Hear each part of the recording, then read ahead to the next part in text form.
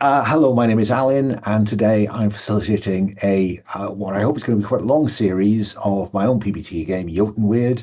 I describe it as a game in development. It is a game in kind of stunted development, really, because I keep not finishing it. But never mind.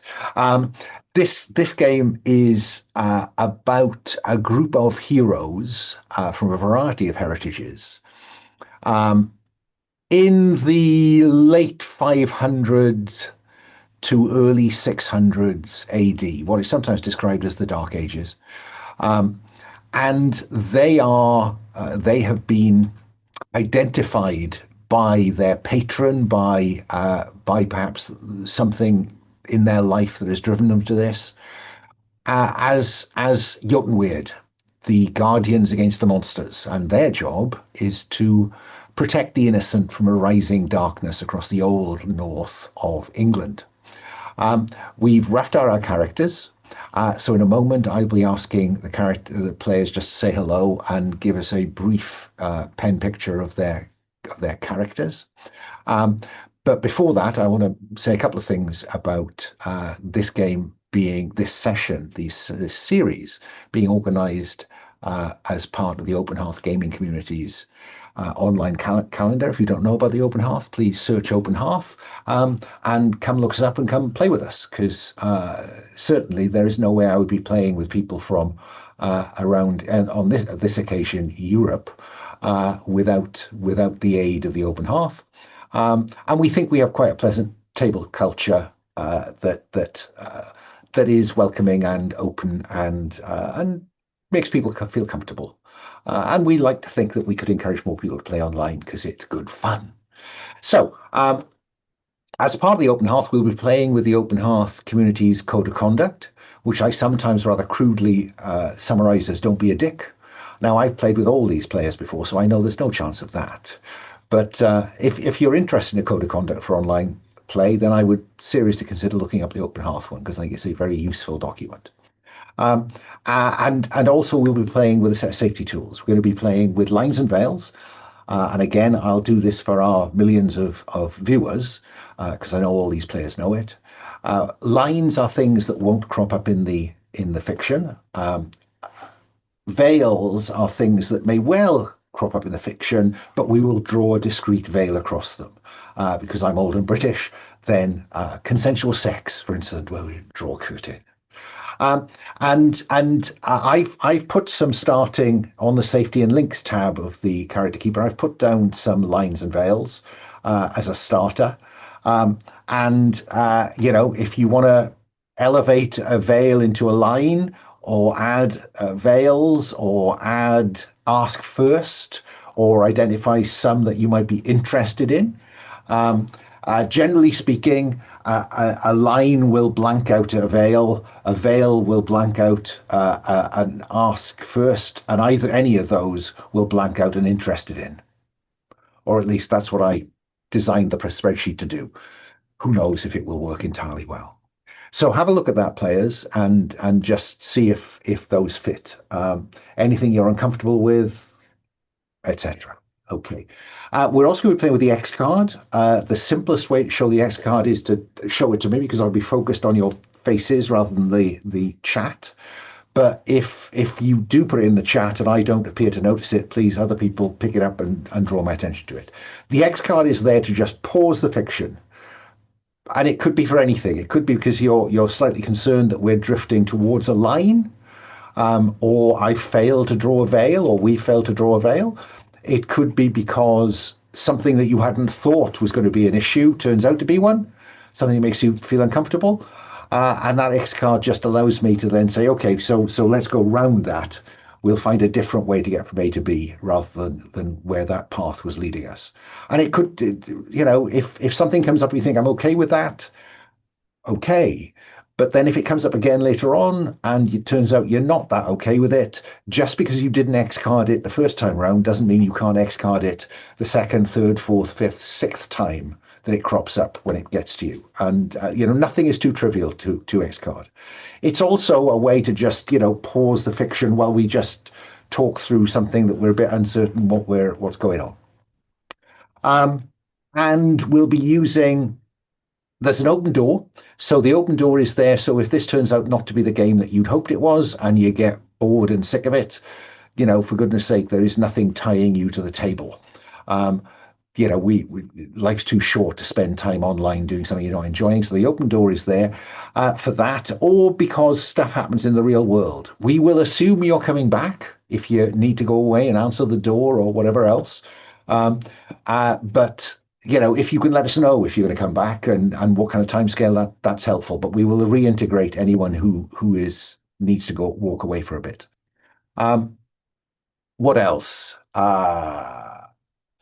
Debrief. We'll be using stars and wishes at the end of the session as a debrief tool. And that is to allow us to highlight the stuff that we particularly liked. So maybe to encourage more of it to happen and to highlight stuff that it would be better if that was changed or I'd really like to do this. And then the fiction can begin to head in that direction. So I think that is my opening introductory spiel finished with. I'll ask the players just to introduce themselves in the order I can see them. Paul, say hello, tell us about your pronouns, and introduce us to Black Octavia. Hello, my name's Paul, pronouns he, him, and the character I will be playing at least tonight until they may die will be Black Octavia. Black Octavia is a Briton by the name clearly of Roman descent.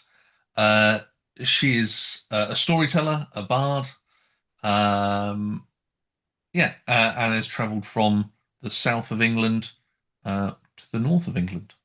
Well, when we get to the setting tab, we'll work out a bit more about that.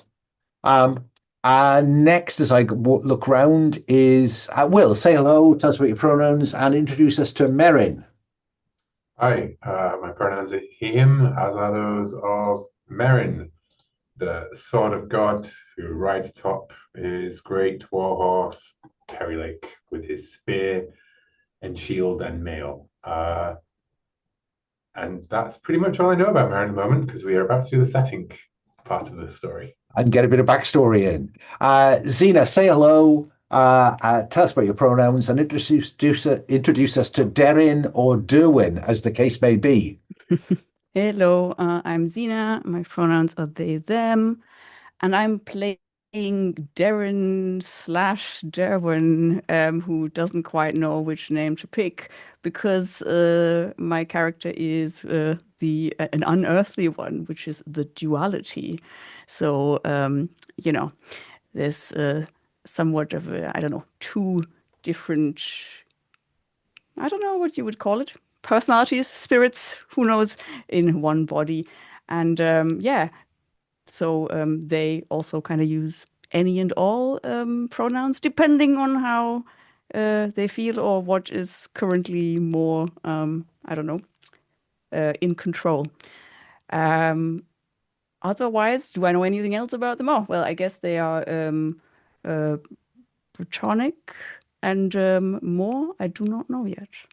Fine, thank you for that. And finally, Anders, say hello, tell us about your pronouns, and introduce us briefly to Wulfstan. Yeah, hello, I'm Anders, he, him. I'm playing Wulfstan, also he, him. He is the hunter. He has a wolf with him named Greypaw. And they're good friends, and he isn't friends much with anyone else, I think. And that's about all I know about him. He wears a cow's skull sometimes. Just when he wants to make people feel comfortable, presumably. Yeah.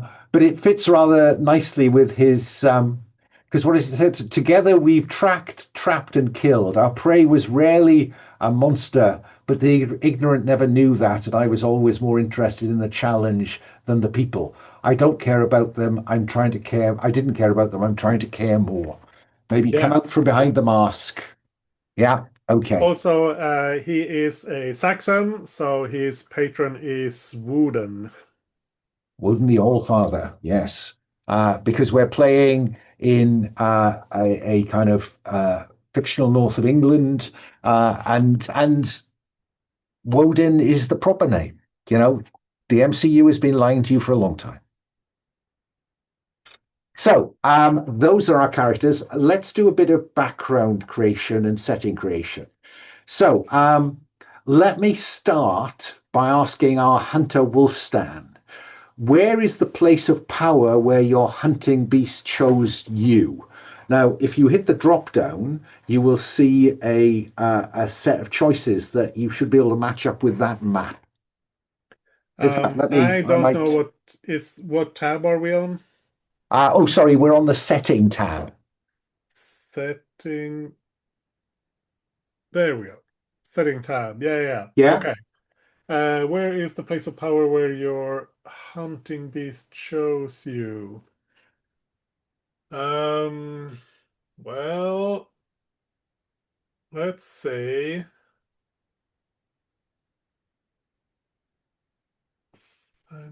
my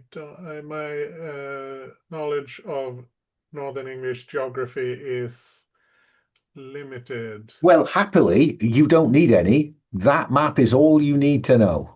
Yeah. I'm just trying to match the names to the places.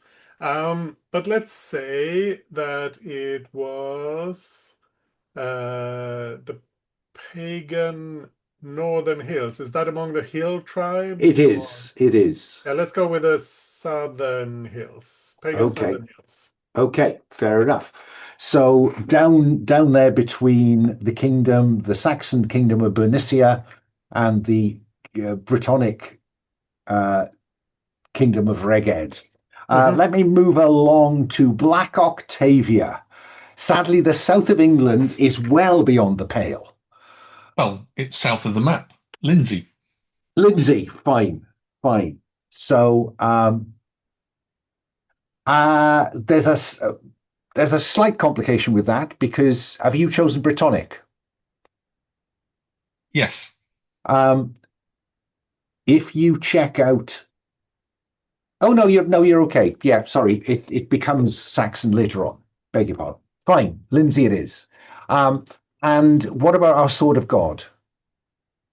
I will go with Christian Brittonic Elmet, which is not that far away from where I am now, and according to the Wikipedia page, includes the Calder Valley where I've actually lived. So there you go. You've gone home. And Zena, what about Deryn Derwen?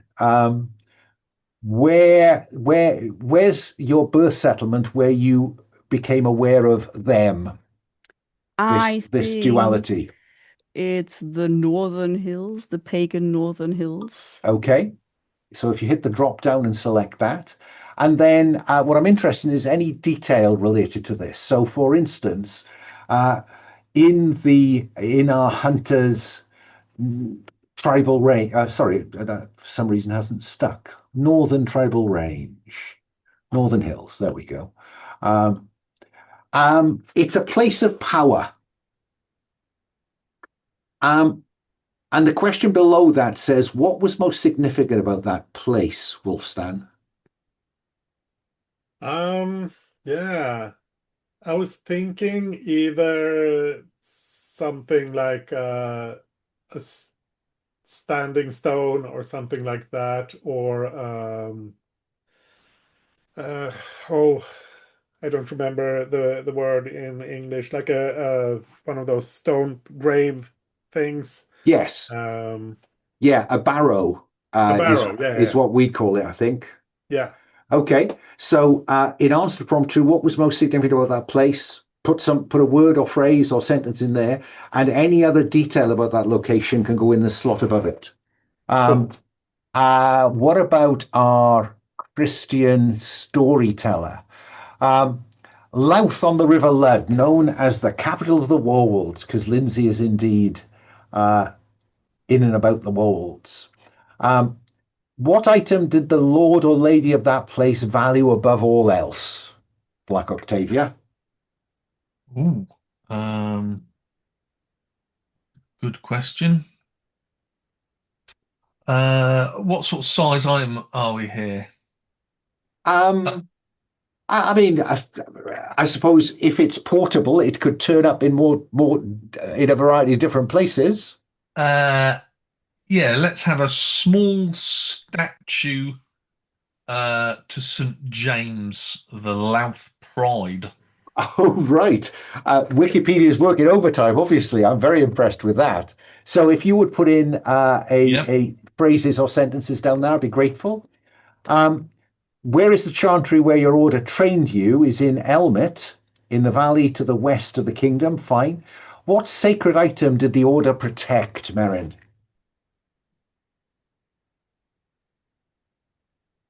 Goal of a saint. Okay. So if you want to put something in there, What would be a good saint's name, Alan? Any of the names from the? I mean, what I would refer you to is on the Cargen tab, which I've moved now out of the way. There Uh-huh. is Celtic Christianity. There's a link if you want to just pick a saint. Any saint will do. Nice. And then let me come to Derwen. Just a quick question. Oh, go on. I didn't realize that Anders had already picked the Northern Hills, the pagan Northern Hills. I don't know if it's narrative. Oh, sorry. No, I no, thought one of you picked the Southern Hills. yeah, it was supposed to be the Southern Hills for me. Oh, right. Well, then I There guess we I shall go. just stick with that because I didn't. I mean, I don't know if Yeah, no, that's fine. it's more interesting or less interesting to Yes, have I think it's somebody from the have same a bit area. of variety is no bad thing. Yeah. So, any detail you want to give us about that place? Because I'm shortly about to ask you, what did they do that led to you being cast out of that settlement? I know absolutely nothing about this area or the history, so I'd settle for was this was this village settlement in woodland, in oh, hills? well, yeah, since Just we're in the hills, right? I would say that it was indeed in the hills. I don't know what they would have done. Probably some, what's it called? Oh God, what's the word? hunting? Shepherd, Oh, sheep, yeah, maybe herding, hunting, herding. maybe Yeah. herding. That's the word. Thank you. And maybe what they did that led to me being cast out is, yeah, maybe one morning I was found among a rather gruesome and bloody pile of sheep Ooh. innards and stuff like that. Okay. Not remembering what on earth had happened. The last time I went to bed, and then the next thing I knew, I'd slaughtered a load of sheep. Yeah, Fine. it was quite full though. Okay. Sorry. Because what does it say at the top? They had been there for as long as I can remember, and I was blamed for much that they did. With my gift, though, came some mutual understanding. We have agreed a pact. I will do all I can to set them free, and they will serve me. Okay, so in there, what did they do? If you can put some keywords to do with sheep murder. Um, Let me go this time first to Black Octavia. Oh, sorry. Were you going to put an item in there, Paul? I thought I had. Maybe I hadn't hit return. I did. I just put it in the wrong box. There we go. If Will had something, sorry, Will, I overtyped it. Do apologise. So, who do you believe dripped poison into their ears so they cast you out, Black Octavia? Oh, I think it was the priest of the church. Okay. Osric, is Osric a name? Osric's a bit Saxon. For the Um, moment, put priest down. We can put a name to it yeah. later. Let me go next to Merryn. What sacred item did the order protect? I think that's going to say the skull of somebody, isn't it? Yeah, I'm just looking at Christian saints to see if any of them have a good miracle that would be interesting to have. It's buried in a lot of dense text, so I might give up on it soon. But yeah, it'll be the Well, Saint of David or Aya or something, fine. Well, let's settle for the skull of a saint at this point, Yes, and you can yeah, fill in yeah, as you later. yeah. Who do you believe spread the rumors about you that led to your exile from the order? I think that was Brother Ostreg. Okay. And similar question to Derwen, actually. Um, After the incident with the sheep, who was your principal accuser? Should I figure out a name for this person, or do you just Or mean I'd settle for their position in the village in the first instance. It's a bit like, the skull of a saint. We'll work out the name later. cool? Ah, yeah, I think it's like an elder that had never really liked me or my, I don't know, the cut of my jib very much. So this was um, you know, an easy to conclusion to Fine. draw for Then them. then then put an aid memoir in there to that effect, and we can come up with a name for this elder at some later point. And then I go back round to Wulfstan. So Greypaw, have I remembered that right? Greypaw adopted you in a clearing in the woods at the foot of a steep hill where there was an old barrow. Why do you believe it is perilous for your hunting beast to return to that place? Um, I'm not sure how supernatural to go with Oh, this. as far as you want to go, you are all gifted by gods. I mean, Woden's Yeah, yeah, taken a yeah. personal interest in you. I think, yeah, I think Greypaw or the spirit that is in Greypaw, whichever, or I think Greypaw Greypaw escaped from whatever is on the other side of that barrow. Ooh, So fine. if he goes back there, then maybe he will be captured or taken back to where he came from. Oh, brilliant. I like that. Suitably mythic. Let me start this time with Merryn.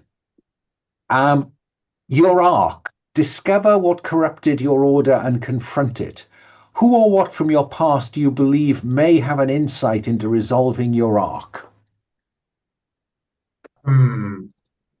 Uh,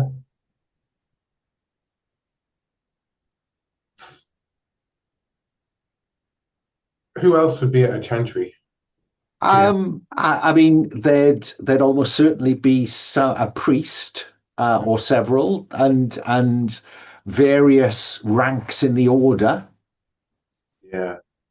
Did you have a mentor who was your principal kind of trainer? Yeah, you know what? Let's go with that. Let's go with uh Brother Dimas. Again, settlement tab's got plenty of name Yeah. It's just threads in it. settlement tabs, names, Bretonic names. Deryn's taken. We'll go with Brother Madog. Brother Madog. And if Yeah. you could tell me something about them, why do you fear them? They were declared heretical. Did not defend them. Okay. Then our duality, Derwen. Your arc. Discover who or what can offer you the key. Oh, sorry, that's the I think wrong. that's from That's the the wrong spirit. one. Yeah, I take that. That's rather embarrassing. Again, I've been tinkering with this, so forgive me if some of the links are a little sketchy. Let me just see if I can find. Well, I tell you what, the question is actually at the top of Yeah, your arc. it is. Discover who or what can ensure that you and they can go your separate ways. Yeah. So let me just copy that across for the sake of simplicity.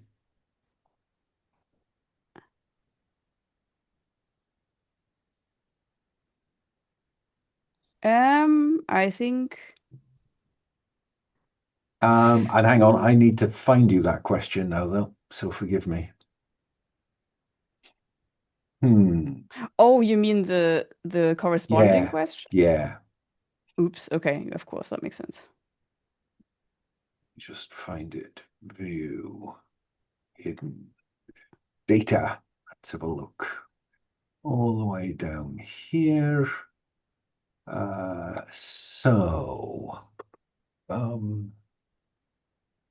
I'm done with that question. Where's that question gone? I know why, because I've kept possessed in this. Hang on. Duality. Okay. Uh, hmm. Where have I put that question? Is my next question. Thought it was there. I do. Ah, here we go. Here we go.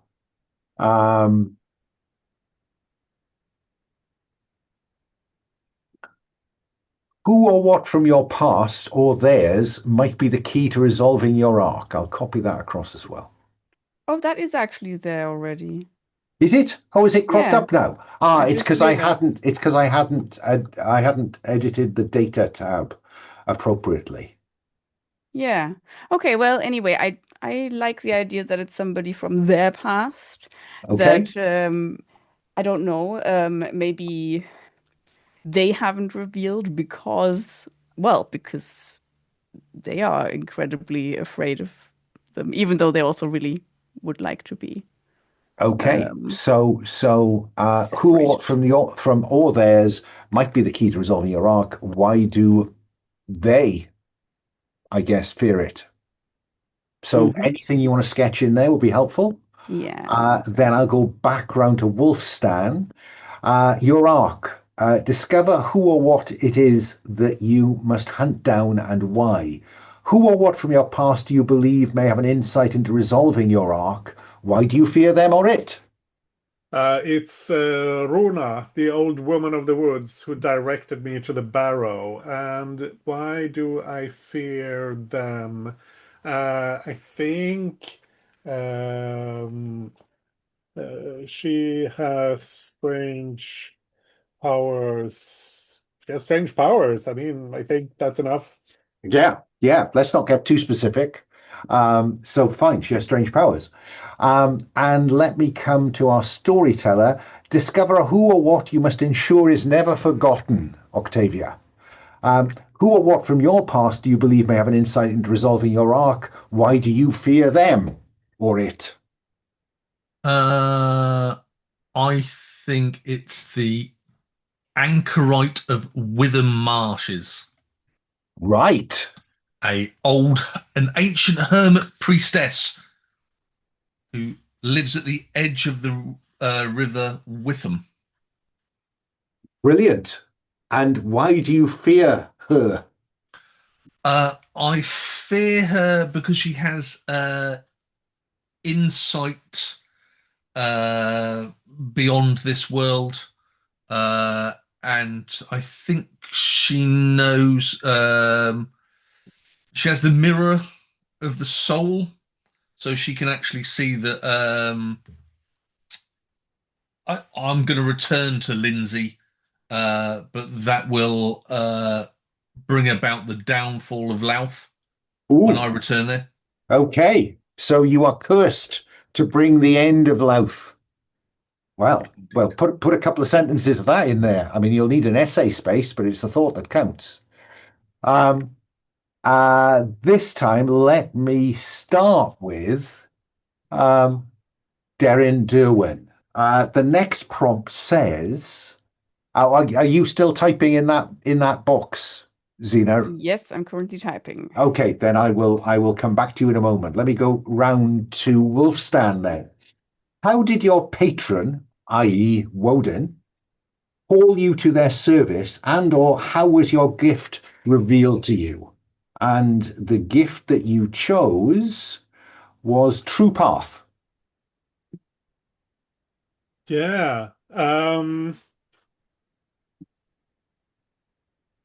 I think I'll keep going with this barrow. Hmm. I think I entered the barrow and had some sort of mystical adventure there, or something strange happened, and that's why Woden chose me. And the gift, I used my gift to get out of there. So that's how I found out about it. Okay, put a couple of words down there. Let me go along to, I almost said the anchorite of the Wither Marshes, but what I actually mean is let's go along to Octavia. How did your patron, how did, uh, you're a Christian, aren't you? Yes. How did the one true God, the Christ God, um, call you to their service, and or how was your gift revealed to you? My gift is sight. Hmm. So I think after I was cast out of Louth, the true God said, um, you know, I need to remove Caddoc the Almourner from Louth, and the true sight will allow me to find the anchorite of the Wither Marshes.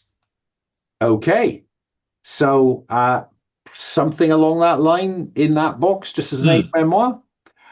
Moving along, oh, St. Pelagius.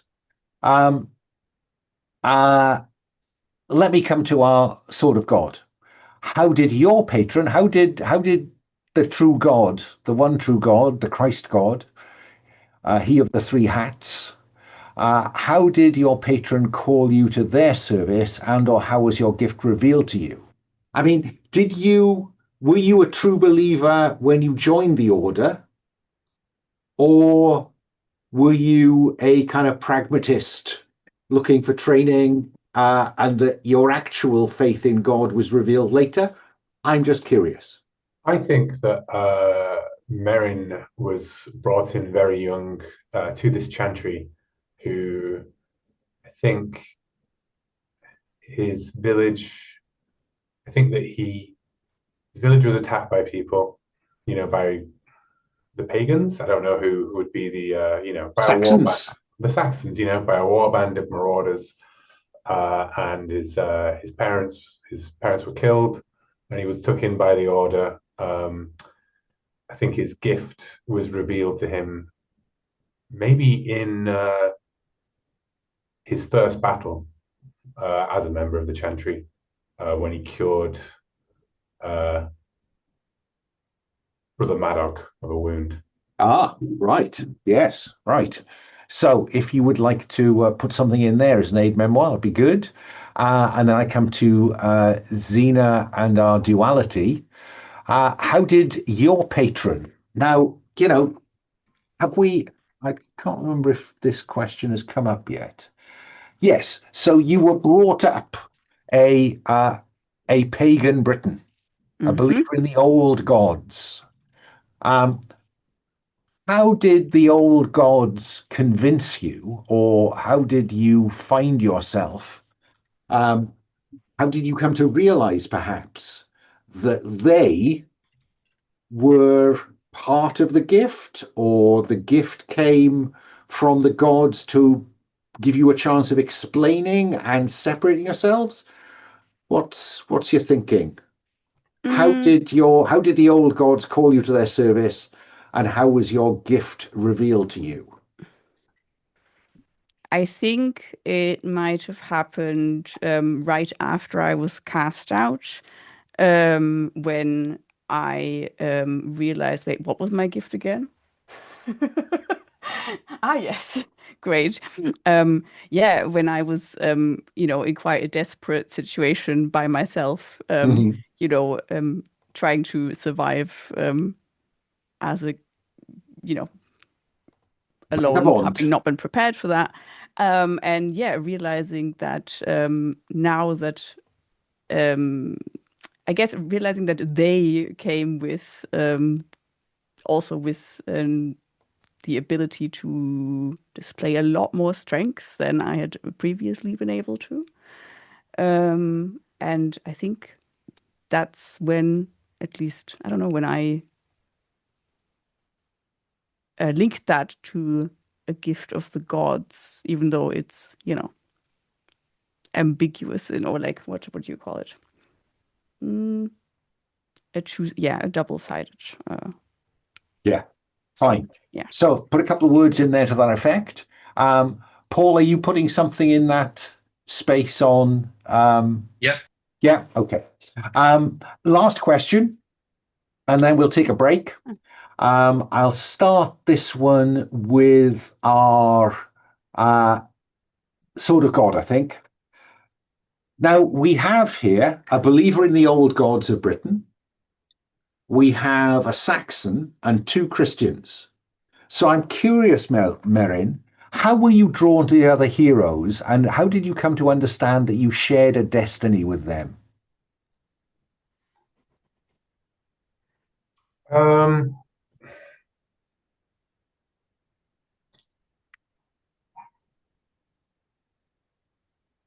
They,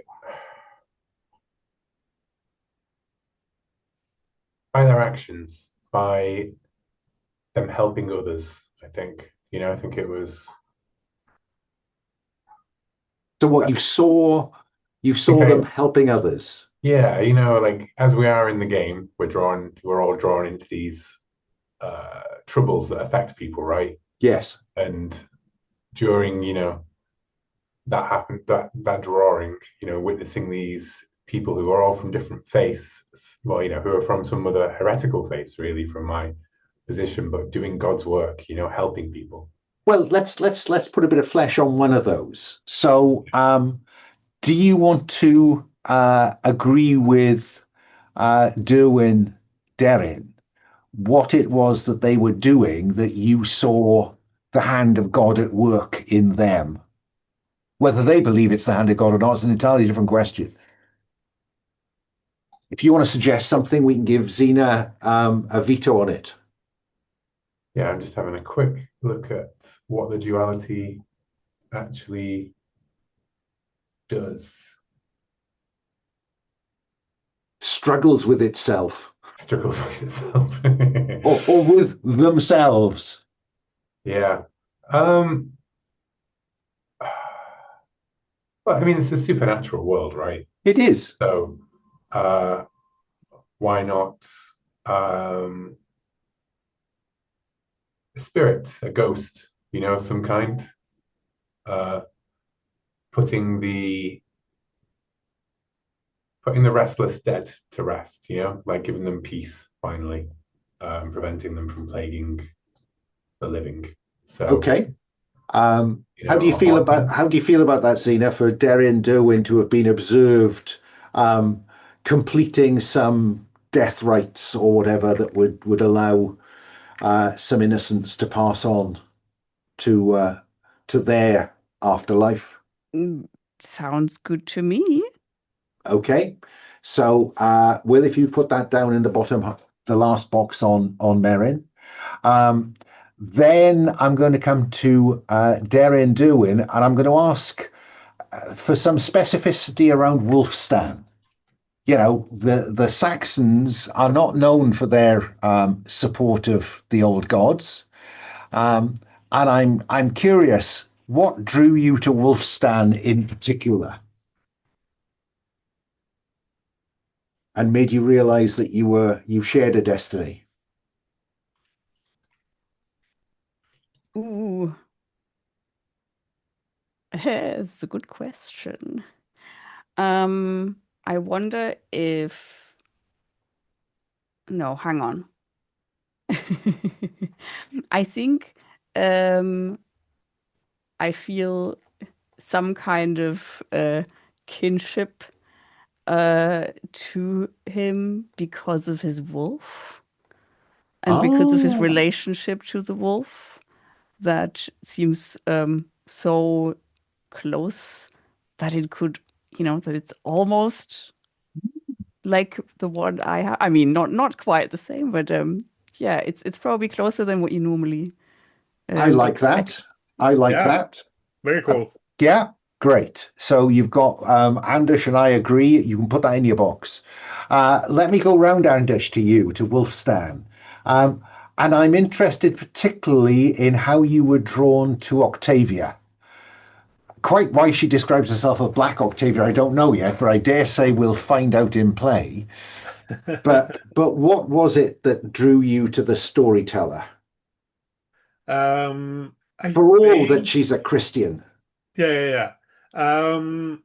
I think it was Greypaw who led me to her. Um, like at certain points when I was wandering, just insisting that no, we need to go this way, and at some point I ran into her, and I think like she is a storyteller, and I think she told a story that was very meaningful to me and said something about her that told me that um, I could trust her. Like she told a traditional story and then did one of those little things at the end. But another version of the story goes yada yada yada, and that really spoke to me. Fine. Put something down in the box to that effect while I move on to Octavia and ask, you know, you're a storyteller. You were cast out of your last good living. Um, what drew you in particular to Merryn? Among the group, I view Merryn as justice that will strike, and I need justice to strike Caddock. Oh, right. So is right. Okay. So you he told you that story of how Caddock um, was declared heretical. I did not defend them. So what are you now saying are Uh, that's I think that we've multiple of us chose Caddock at one point. I chose multiple. oh sorry, is it a different Yeah. Caddock? So Oh, yeah, I'm sorry. I'm gonna change mine to a different name, Brother Owain, because I'd already Sorry, yeah. changed it from Oh, I'm sorry. I think I was the one who accidentally you copied chose. the name that you had used or something. Yeah, yeah, We're and all then drawn to the same names. it set a sequence of me copying then Paul's name that he chose by mistake. We all clearly just go gravitate to the same names. Yeah, Same I was. handful. Yeah, Yeah, I need to work on the question of how do people pronounce that? yeah. I'll change mine to Brother Elfin. Why not? Right, there you go. Fair enough. So yes, right. I've now seen Caddock the Almoner. So you fine. So you believe that you need a sword of God to bring down Caddock. Yeah. Okay, right. Something to that effect. Okay, so that is our setting. We're going to take a break now. I'm going to suggest that we break until 20 past, just have a decent stretch. And then we'll come back and discover where your patrons have guided your feet, which settlement they have brought you to, and begin to shape the narrative around why. Okay, so I will stop that share and pause the recording. So, our Eotenweard, our guardians against the monsters, our heroes, are making their way through the country of Bernicia, the kingdom of Bernicia, on the east coast of the Old North, and they are about to come in sight of the settlement of Rhunsbeck. I've added Rhunsbeck as a settlement to the tab next to arriving. When the heroes first come in sight of a settlement, the Fates names it Rhunsbeck, resets the shade track. Well, the shade track's not in play yet. We'll worry about that when it happens. Then the Fates offers the players, the Fates is me, offers the players the opportunity to begin shaping the theme of the darkness in this settlement. The reason the heroes' supernatural patrons have guided them here. Okay? So the fates will prompt each hero to say something about the settlement. So I imagine in this opening shot, we see you, perhaps Merryn is leading his horse so as not to tire it. And inevitably, you're going to come up to a slight rise in the land where you can see the settlement of Rhunsbeck ahead of you, perhaps half a mile away. The fates will prompt each hero to say something about the settlement, such as describe something unusual, concerning, or suspicious that can be seen from a distance, refer to an emotion or memory the sight of the settlement stirs in them, be more allegorical, referring to a recent dream, vision, or premonition that suddenly seems relevant, or say something even more flavorful. So I'm going to go to Black Octavia first, because Paul's done this more than once. Sometimes to my cost, but there you go. So Jabberwocky. signs and portents. What is it that we see, Black Octavia? So this is where I could say something allegorical. Go on then. I had a dream that we were trapped. We felt trapped, were trapped, not too sure. And you get a sudden rush of that now. Yes. A dream of being trapped or felt trapped. Fine. Let me go next to Xena. What about Deryn Derwen? Something that we can see on camera, or something that we flash back to that kind of slightly confusing dream of Octavia's and we're all, sorry, I should have asked, were all of you in that dream, Octavia? Yes. Everything's better with friends. Yes. Okay. Sorry. So, what was the question? Is it something that is related to Octavia's dream, or is it something else? Was that the question? I mean, this is a chance for you to collectively shape the thing. Ooh. Yeah. So at the moment, I've got in my mind something to do with trapped. Now you can build on that, or you can take that somewhere else, and it becomes something related to trap or trapped. Blah or blah trapped in my head. Okay. I think I will just add something else. It's not a sight. I think what it is, I suddenly, yeah, my character suddenly gets sort of flooded with this memory of this smell and taste of the fresh blood. You know, back when they woke up having slain all of that sheep, metallic and that coppery metallic. yeah, and it comes out of nowhere, right? So that's a little disconcerting. That is very disconcerting. I'm putting some stuff down on that tab under signs and portents. If I'm trying to capture what you're saying to me, if I've got it wrong, then please correct it. Let me go next to Wulfstan. Yeah, I think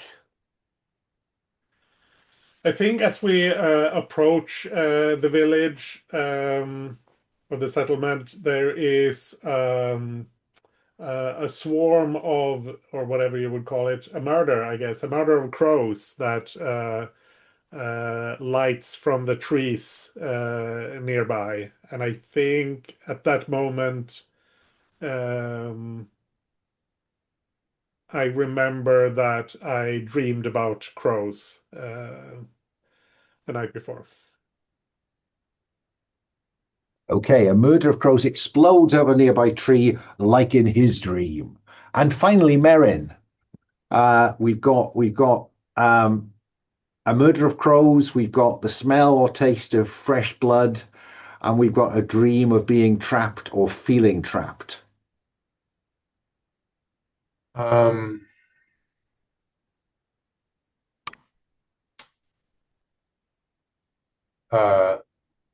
Strong walls, suspicious, strangely defend, like the settlement is. I'm going to go with the one that's, what's unusual about this place, and it's just that as we approach this settlement of Rhunsbeck, Yeah. the warrior's eye point notes that these walls are far too strong. This is far too guarded a place. Okay. Surprisingly well defended by a stockade and towers, watchtowers, or a watchtower. Yeah. I don't know what the limits would be on such a place as yet, because it's just a name and a thing, but something significant without being ridiculous, Yeah, I mean, not a castle, maybe, whenever we play Eotenweard, Paul always has that background up, and that slightly kind of insubstantial stockade, really to keep animals in or out rather than people. It's more substantial than that. And a watchtower. What? Okay. So those are our signs of importance. Now we're going to do a little bit of work in terms of the people of Rhunsbeck. If you follow down that column after that bit of description, significant people, as the camera zooms in on the settlement, the fate asks each hero to create a significant named NPC. These are the supporting cast and possibly antagonists the heroes will encounter. They do this by choosing the role of the NPC and a descriptive adjective that defines their nature. Now, if you look at Rhunsbeck, you will find top left significant people of the settlement. There are some random dice rolls if you're inclined to that. But alternatively, I simply want to know who they are and something about them. So let me start this time with where I ended last time. Merryn. Role in the village or in the hall and a description of their nature. Okay. I rolled a 5 and a 4. That roll then in the village is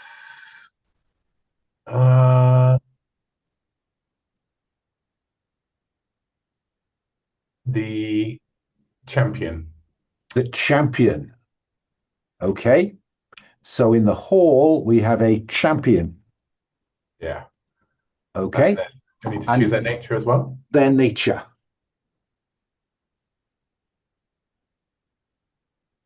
I'll go with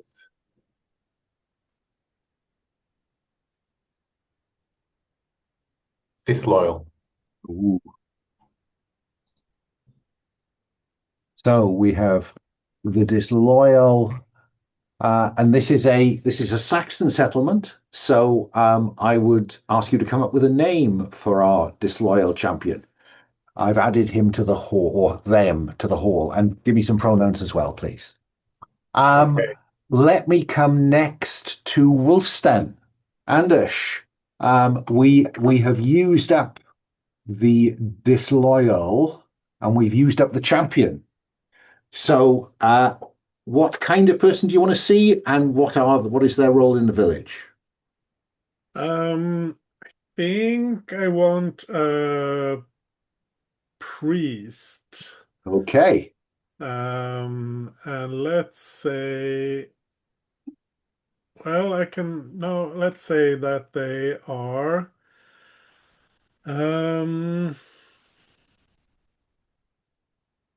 vicious. Oh, we're off and running. The vicious priest and the disloyal champion. Gee whiz.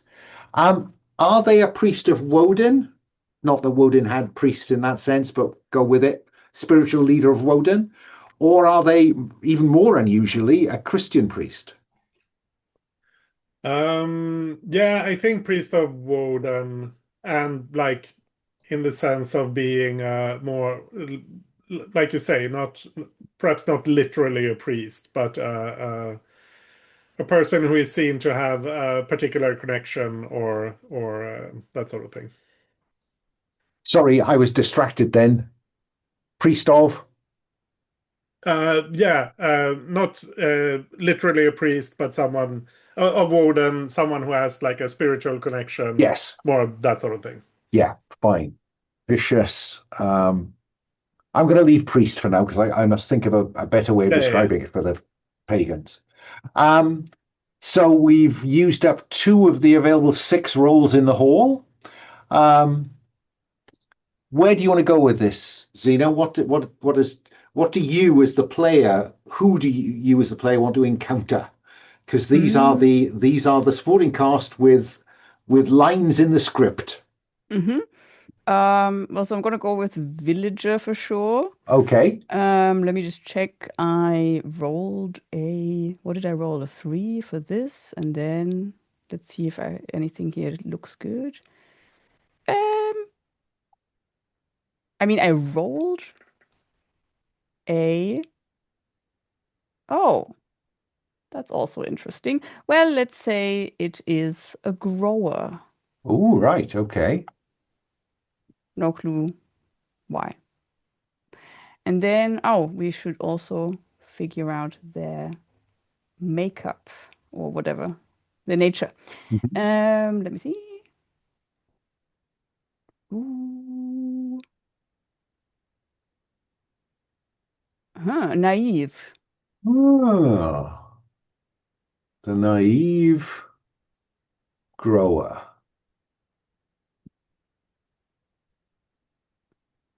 Okay. I've probably spelt naive wrong because that would be like me, but go with it. So yeah, if you can come up with a name, a probably Saxon name, a short, low status Saxon name for our naive grower, that'd be great. And finally, we have the disloyal champion, the vicious priest, and the naive grower. Paul, who do you want to encounter? Let's go white first, 4 and then 5. Of course, it would have to be the one that's already rolled. So let's go the other way round. 5 and 4, the outcast, Mm-hmm. and white first. 2 and 4, the dishonest outcast. No wonder they're Well, outcast. sort of that explains why he's an outcast. Yeah. Yeah. And again, if you want to come up with a name for our dishonest outcast, that'd be great. We've got Ragfrith, the disloyal champion, Hrothdred, the vicious priest of Woden, and I'm sure Zena and Paul will be putting some names on our naive grower and dishonest outcast shortly. Can I go round again to Ragfrith then, the disloyal champion? Our audience needs to get a clue about Ragfrith, Will. What do we see him doing that either illustrates his role or his character? Um, I think it's simple enough to say it's his role. I think that we see, the the shots we see of Ragthrift are of him ordering other men at arms around, telling them what to do, hand resting on an axe. Yeah, that makes sense. Becomes clear that he leads the local war band. Um, then what about Hrothdred, the vicious priest of Woden, Wulfstan? When the camera finds Hrothdred, Yeah. I think. Sorry, I was a bit lost when you were speaking, Will. What did you say about Dragfrith? we see him ordering other warriors around. He's Okay, okay. clearly the leader of the war band. Yeah, yeah. So I think we see Hrothred. I think she is performing a blood sacrifice, the very common, like some sort of animal. What makes it vicious? I think it's pretty clear that she's enjoying it a bit too much. I don't want to go into detail about like being No, mean to animals, no. but and this like that's not the point of the sacrifice, but it's clear that like yeah, she's enjoying this a bit more than she should. She should. I like that. Fair enough. What about Sigu, the naive grower? What do we see that illustrates either her role or her nature, her naivety? Hmm. Maybe. So, with grower, I'm going to assume this is about farming, Yeah, right? yeah. Would she also be the one that might be, selling her wares? Or do they even, would this be a Mostly selling barter, to things, be or is it honest. more like bartering? Yeah. Yeah. Well, maybe. I mean, I don't know if that works for you, Paul, but maybe we could see her bartering with Tunwig and being like completely sort of how do you say that? Like, yeah, Tunwig just completely how do you say that? Pulling Um, her. Robbing? That's not what I meant, but yeah. But I mean, yeah, basically just offering her far too little and maybe telling her why whatever he's offering is much more valuable, and she's obviously immediately taken in by the story he tells her or something like that. do you want to push that dishonesty in Tunwig any further, Paul? No, I think that's dishonest rather than sort of robbing her. So yeah, I think we can hear him explaining that his mother's sick and he'll pay later. Ah, Yeah, and yeah, that sort of malarkiness. Yeah, fair enough. Yes. You know me. You can trust me. Yeah, yeah, Yeah. I'm and good of for it. course Sigurd will probably be like, "Oh, your mother's sick. Oh, goodness. Take some of this as well. That'll help. Make a tea out of it, whatever." I like that. Okay. Now, as well as these people, uh, there are some significant locations nearby. Um, as the camera moves back to the heroes, the Fate asks them to collaborate to define the two significant locations they notice in sight of the settlement. For each location, they say what this place is and add a descriptive adjective to shape its nature. And you'll find that again next to on Rhunsbeck, next to the significant people, nearby places of interest.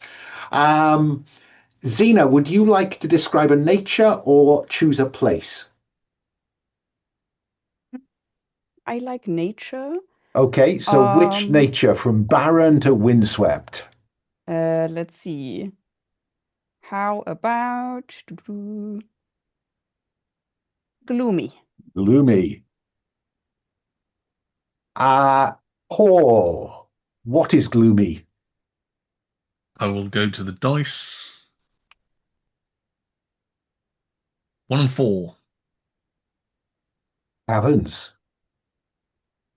can indeed be gloomy. They are Yeah. oppressively gloomy. Okay, gloomy caverns we have in play. Let me go to Anders. Would you prefer to pick a place or describe its nature? I will pick a place. Okay, apart from caverns, you've got a full list to choose from. Yeah. Um,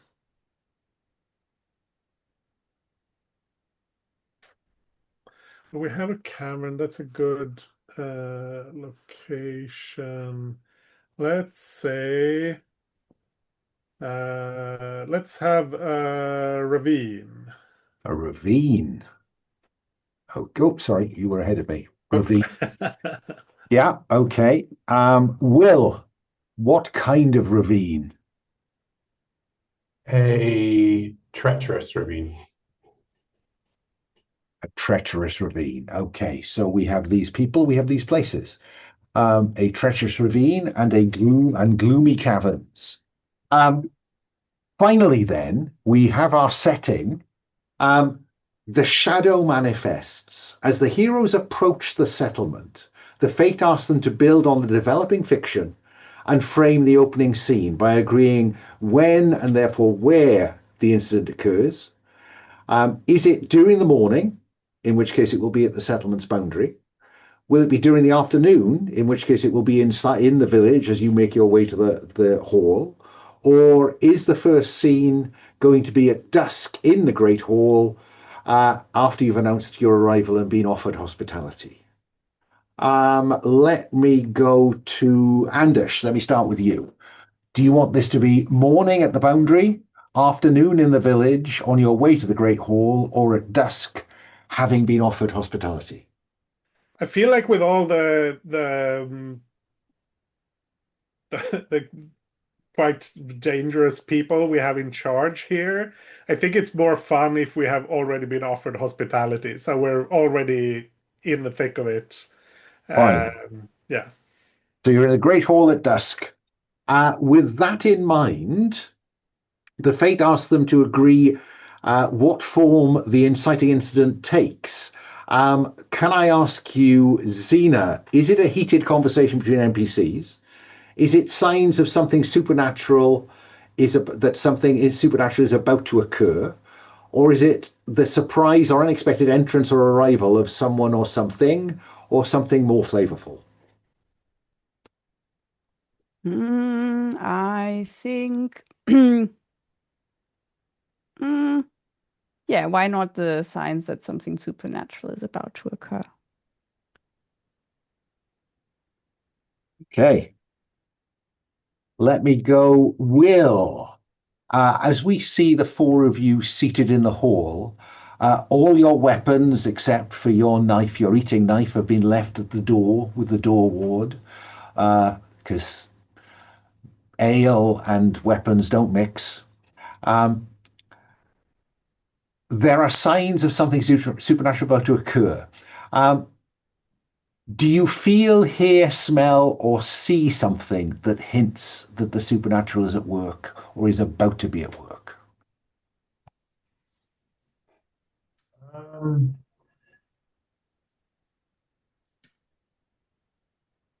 Yes. The smell of the taste of fresh blood. I think. Right.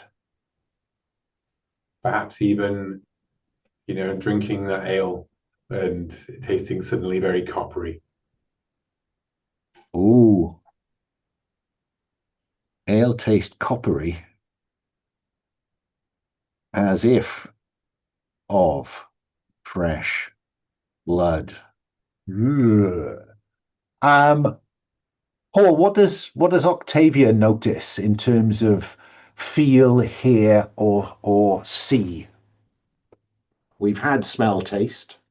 I think the room becomes audibly quite muted. When you say muted, does it feel like, do people actually quiet down, Yeah, or does the it volume lowers. It goes from speech to sort of whispers. people stops talking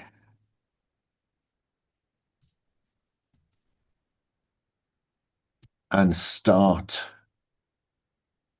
whispering, which suggests that it's not just you who are sensing something odd. Yeah. Okay. All the NPCs will be present in the hall. And I think I just remembered I haven't got a lord yet. Let me put a couple of dice on the table. 3, 2, or 2, 3. 3, 2 would be greedy. 2, 3 would be dangerous. I think I am going to go for greedy, and even I'm going to go for a she, her. Gosh, all these the same things. 4, Don. Don and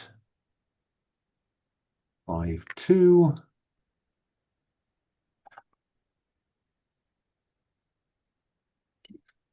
The Lady Donaghy. Greedy Lady Don. I hate Don.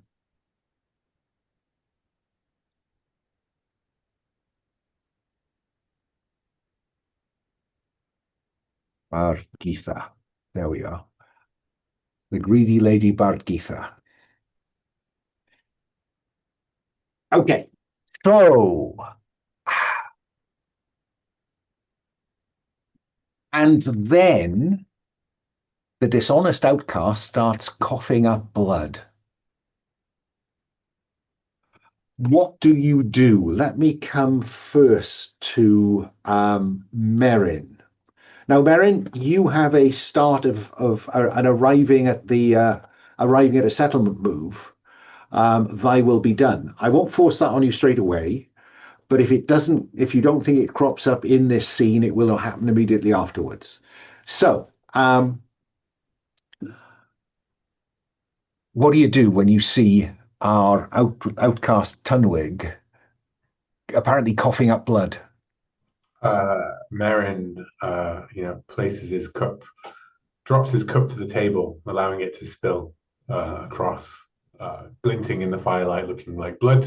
And not just looking like blood. Not just looking like it blood. is blood.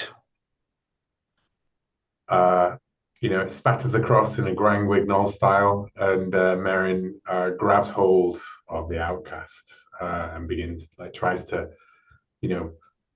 support him as he chokes and see if he can, help him.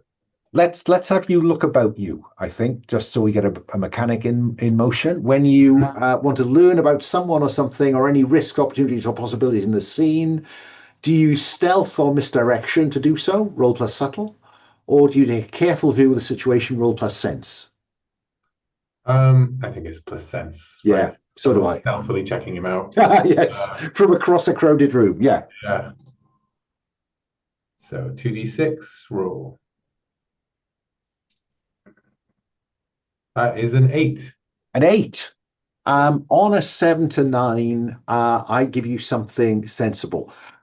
There is blood kind of dripping down his beard, but it becomes apparent that he's not coughing up blood. He spat blood out when he drank from his cup. And around the room, people are kind of as they spit out a mouthful of blood that they have, which was ale moments ago. Wulfstan, you're a man with a wolf who's lying at your feet, probably growling at the lady's wolfhounds. Before that, I have a couple of, or at least one question. Mm-hmm. There's a thing on my character sheet here. Increase your favor when you express your unexpressed burden. I don't know what that means. Okay, so if you look at the common moves, there's a bit of that page that says living with your burden. Each of you in play has a burden. In your case, it's that aloofness, that distance, that difficulty to care. When you give into your burden and it immediately complicates things, mark it and increase favor. Yeah? Okay. And once it's marked, it will stay marked, and I will push on it as necessary until you seek solace in friendship and try to talk it out with somebody. Does that help? Yep, absolutely. Would you like to do that? No, not right now. I just wanted to know what it was so that I could. I think I also will look about you, whatever the move was called.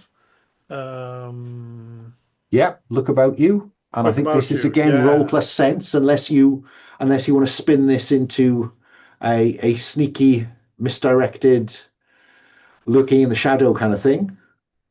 No, I don't think so. I'll say what I want to do. Okay.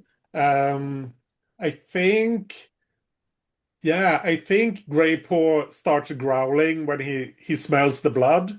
And I look to the who do I look to? I need to click on the right thing because we have all our characters, and there was a lady something or other as well, right? Greedy Lady Bargitha, the lady of the hall, the female equivalent of a lord, the land. Yeah. Cool. Is where? Oh, there she is. There she is. Yeah, I think I look to her to see how she reacts to all this that's going on. Okay, To see, is she surprised? Is she shocked? Is she reacting in some other way? And I okay. think with because I want to use my move here. So I think with Greypaw growling, her hounds start barking, and that kind of distracts her, so she's not as good at keeping her mask up if she's trying to hide something. Fine. So let's have you roll to look about you. And you would have advantage if you think that the way that Greypaw reacts helps you with that. Yeah, but then I also need to spend favor. Let me You do. Yeah, I need to spend favor, remind us of something significant from the history the two of you share. So when I spend favor, my favor goes down, right? It does. Cool. Well, I'll do that. I'm just trying things out. And I think uh, this is on our way. Before I met up with the other heroes, there was a situation where I was walking along the road with Greypaw, and we encountered a lord on his horse, and he had hounds with him. And there was a similar situation. The Greypaw started growling, the hound started barking, and the lord kind of revealed his nature when he called his hounds back and apologized for their behavior, showing himself to be a good and kind person. I like that. So let's have you roll to look about you. Advantage, 3 dice, take the top two, and add sense. Cool. I haven't used this dice room before. Do I just click Okay. on the Yeah. dice? Click on a couple of the dice at the bottom, or the same color twice. Click, and then a roll, Oops. and hopefully they should appear. They should roll. Yes. Yeah, okay. 3 dice. Roll. That looks like a 9. It does. And I have a +0 in 9 it is. So sense. 7 to 9. I will tell you that she looks worried. I would say no, more than frightened. Cool. By this, much the way that, as far as as you glance around the room, everybody else does. Yeah. Yeah. But also on a 7 to 9, your narrow focus puts you at a disadvantage. It does. Yeah. Is that something I mark somewhere, or is that just No, I just expect you to remember it. Okay. As is Merryn, for what it's worth. Octavia, what do you do? If any, I'm going to turn to Sigu, the naive grower, and say, Sigu, what is happening? Has this happened before? People seem to be reacting in a way that this isn't too unfamiliar. Unfamiliar. This is foul. I've never seen anything like it. People are genuinely kind of They do appear shocked, frightened, and they're desperately looking for some water to drink to spit out this blood. I will ask her, has somebody angered the gods? Someone must have. Who do you think it could be? I mean, I don't know. And I think let's see if you can convince her to be straightforward with you here. Shall we? So Yes. convince them when the fates agree. There's a good reason for a mortal NPC to do what you ask. I think she's frightened. Do you seek to charm, seduce, or mislead, or do you lay out a logical case based on the facts? I want her to tell me if somebody's angered the gods. So the facts are that they're clearly somebody has angered the gods because this is happening. So Yes. I think it is facts. Roll plus sense.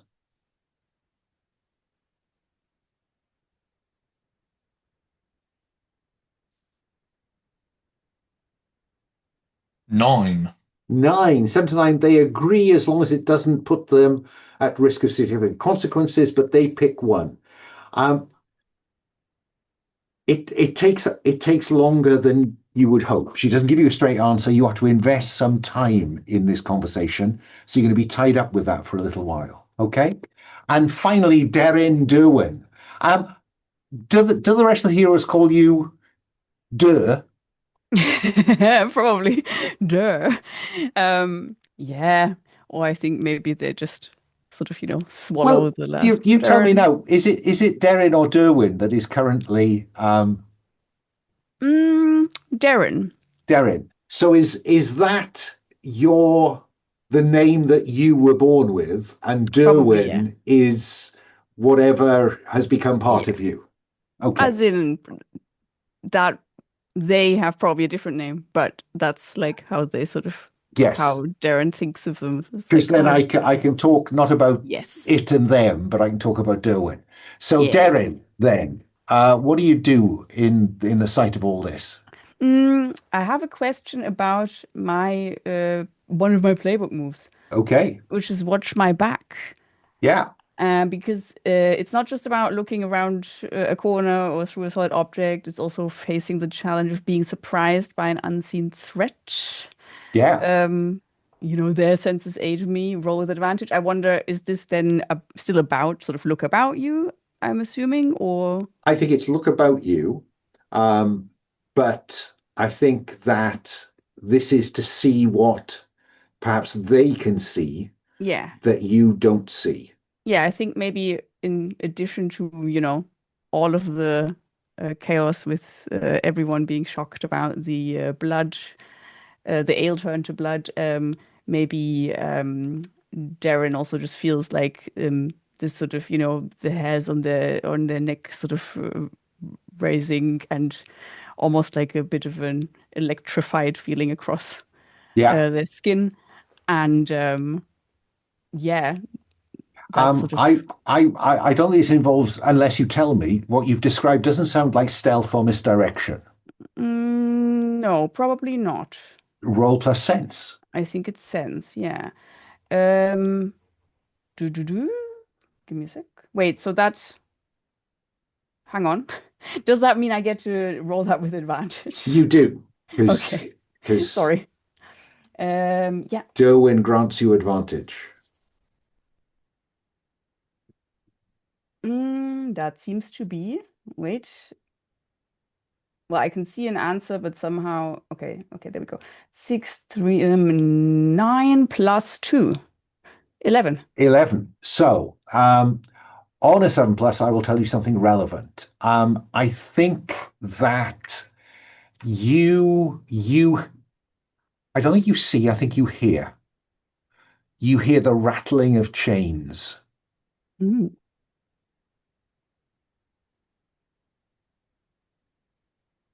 Yeah, I think you hear the rattling of chains.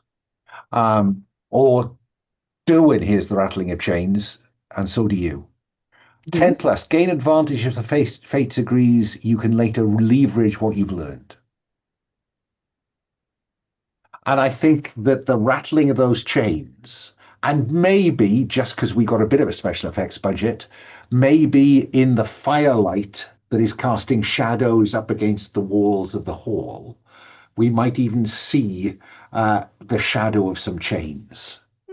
But we can't see the actual thing that is throwing those No, shadows. no. Okay.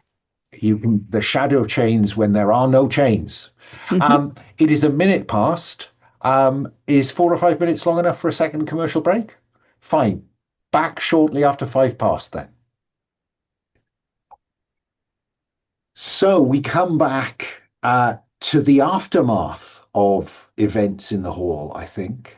Um, there are spilled cups, there is blood spattered all around the room, all around the hall. The common folk have left the hall. The last few going out were whispering, obviously very concerned about what's gone on. Gone home to sleep, leaving those that will stay in the hall, including your good selves, in the aftermath.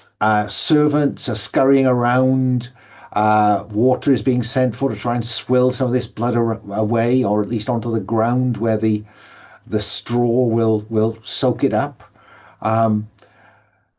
But yeah, I mean, very odd. Odd doesn't come close. But as I think Deryn has drifted off maybe to contemplate what Derwen has told them. But as the three of you kind of put your heads together based on what you've seen so far, I think I'm prepared. Oh, Octavia? Yeah, you never did tell me what Sigurd was going to say something to me. He was going to take a She period of was. time. She was. And I think perhaps that's where we'll pick up then, which is you, Sigu, noticing everybody else is going and feeling she has to go. And, it's been a very roundabout conversation in which she's been kind of not entirely clear. She doesn't quite understand the questions you're asking her. But it's she's always surprised that Woden appears to respect our priest Hrothred. She's quite a cruel person. Now that's coming from a woman who wouldn't say boo to a goose. So maybe it's all relative, but that's the only thing I think you'll get from her, that sense of how vicious Hrothred can get. Vicious of tongue and vicious of action. But liked by Woden. Yes. That's the bit that surprises her. But then Woden is... Sometimes he does, doesn't he? Mm. So yes. Does that seem a decent answer to your question? It does. It does indeed. I'm going to use people and places. Oh, go on. Now, the move may allow me to just run roughshod over lots of stuff.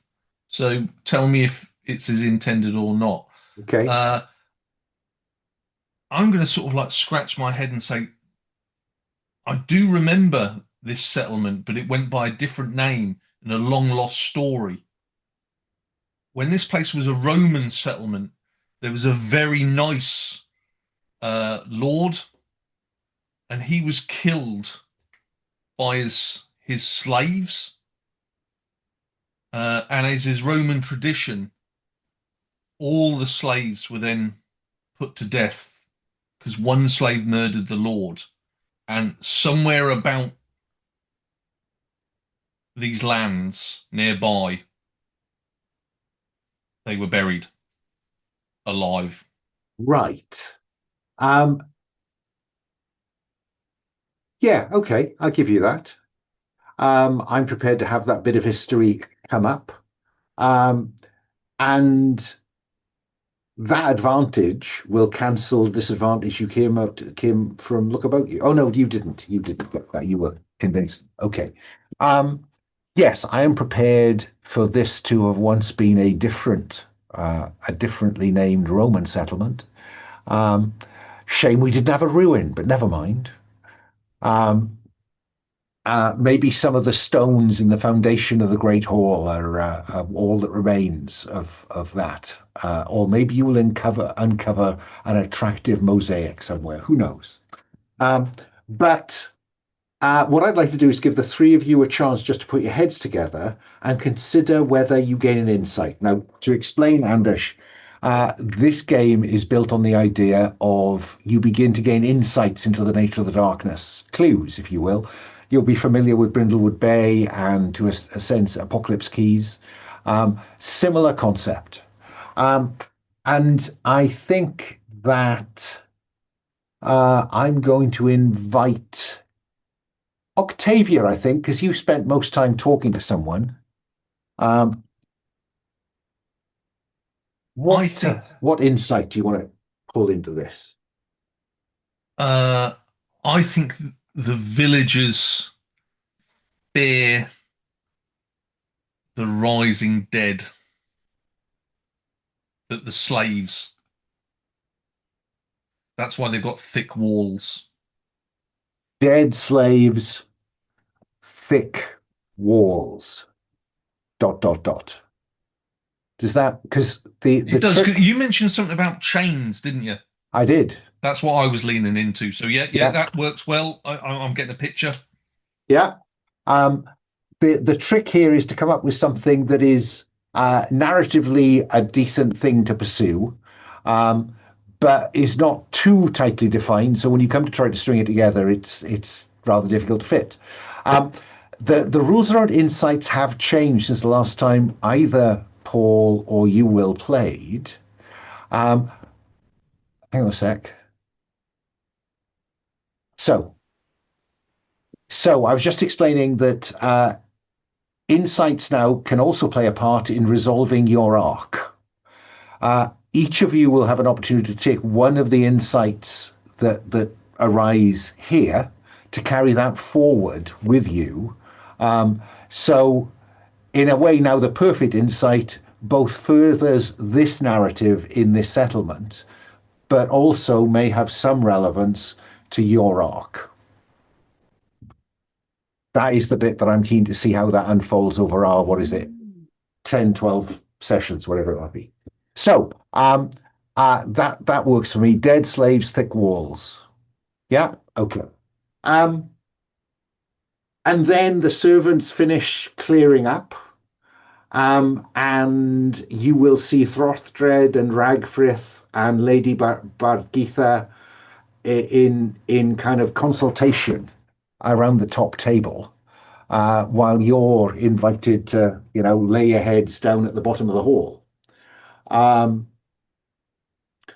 What, if anything, do you want to do about that, Merryn? Because I'm about to trigger your arrival at settlement, unless you've got something else in mind. Let's do the arrival settlement thing. Yeah.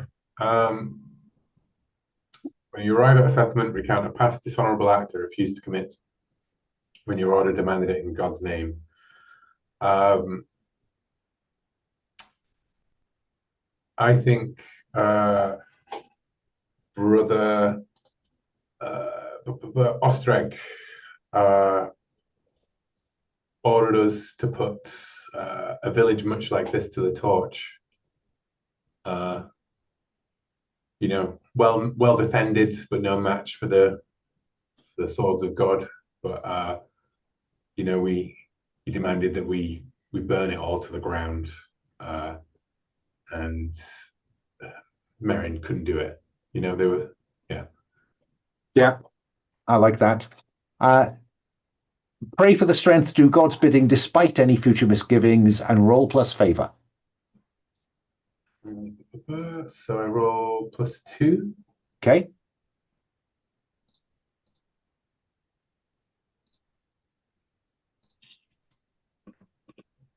That's a 10.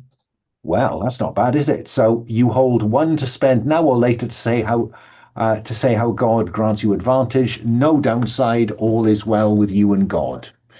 Congratulations. Um, then, unless anybody else has any plans, I'm tempted to cut to the following morning, but you may have some plans. I don't know. Deryn, what about you? Um, I don't know. I'm trying to pick up where we left off, to be I shouldn't perfectly have dropped honest. it in. I shouldn't drop you in it like that. I apologize. All good. Wulfstan, what about you? Uh, I think like this thing with the people in the village fearing the dead slaves. Is that something that we all know about now? I'm I'm not sure if that was. you've put your heads together. Yeah, Everything yeah, that yeah, any one cool. of you knows, all of you know, and out Yeah, of that comes Octavia's first insight: dead slaves, thick walls. cool. Um, then I think Wulfstan will take Grey Paw and like make a circuit of the village inside the walls just to see if they are also well maintained and that sort of thing, or if it's just something that they put up at some point and then yeah. Okay. I don't think I'll make you roll to look about you. I'll tell you the answer to that shortly. Octavia, any plans before retiring for the night? Yeah, I'm going to express my burden, Go on, which talk to is me about that. it's curiosity. Because something that's happened here. Going to sleep. This ain't right. There's something dodgy going on out there, and I shall turn to my two friends that are here. Um, Merryn and Merryn Deryn. and is it? Are we Derwen currently or With Deryn. Deryn? I'll turn to Merryn and Deryn. Uh, yeah, Merryn and Deryn. I've only Merryn and just seen Deryn show. that. I've only just seen that. And say, you know, are you really going to sleep here tonight with all that's happened? There's something dodgy going on here. My story of what happened. We need to get out there and look at those, those caves, caverns. It doesn't matter what time of day we go in there; they're always dark. Now is a perfect time. Let's gather Wulfstan. He's out there with his massive dog wolf thing. That can see in the dark. Let's go out there, gather some torches. Are you brave at heart, Merryn? Brave enough, Octavia, but the caves? Why the caves? You just have us run into to any old hole in the ground in pursuit of. Well, I'm thinking. I mean, one, they were ominous when we approached this village, and two, they looked so gloomy. The time of day makes no difference. Now is probably a good time. And Wulfstan, he has his wolf. It can see in the dark. Yes, but can you? A torch in one hand, as I pull out my small knife. I remember the last cave you dragged us into, Octavia. And that was no skin changer. That was merely a squirrel. True indeed. But I fear this time something is adrift in this village. Something's insidious. By all means, take Wolfgang to the gloomy cavern. He looks. I'm going to get a good night's sleep here, and look to the villagers in the morning. Deryn, are you with me? Deryn is yeah. I think Deryn is currently only listening to you with like one ear, and otherwise seems to be in quiet conversation with them, with Derwen. I have a question, Alan. So my duality move, right? It says, when you remind us of a significant event from your past that involved them, you glimpse their long memory in the world through their senses. This grants you advantage on any action related to the past or the world of the unseen. My question is, would that work for like either, a look about you move that is about the unseen, the past, something along those lines? Yeah, absolutely. All right. Yeah. So I think because of, the very bloody nature of this thing, this is obviously immediately reminds us of, the first day when we, I guess, were, when I became aware that we were joined in some way, or that I don't have control over what I do at all times. Yeah, I don't know. I'm just imagining that it's not really like two voices in my head or whatever, but there's just certainly some kind of distraction going on in terms of, not quite being quite astute enough in conversation with others while I'm trying to, how do you say that? Plug into their senses. So what is Derwin wanting to do that's requiring this kind of internal dialogue? I think it's trying to figure out if there's anything more to what they'd seen before with the chains and how do you say that? I think it's about detecting whether there's more of a threat, an immediate threat right now. Okay, I then I'm struggling to see where that takes us back to your duality move. Good question. I think it's because of the idea of the past, and that Black Octavia had this insight that this is about a what's it called? So About a horrible. Do you want to ask Derwin whether he knows anything about the past of this place? Yes. Okay, now that I can work with, because it's around its long memory. Yeah. Their long memory in the world through their senses. This grants you advantage. So I think then this is look about you with advantage.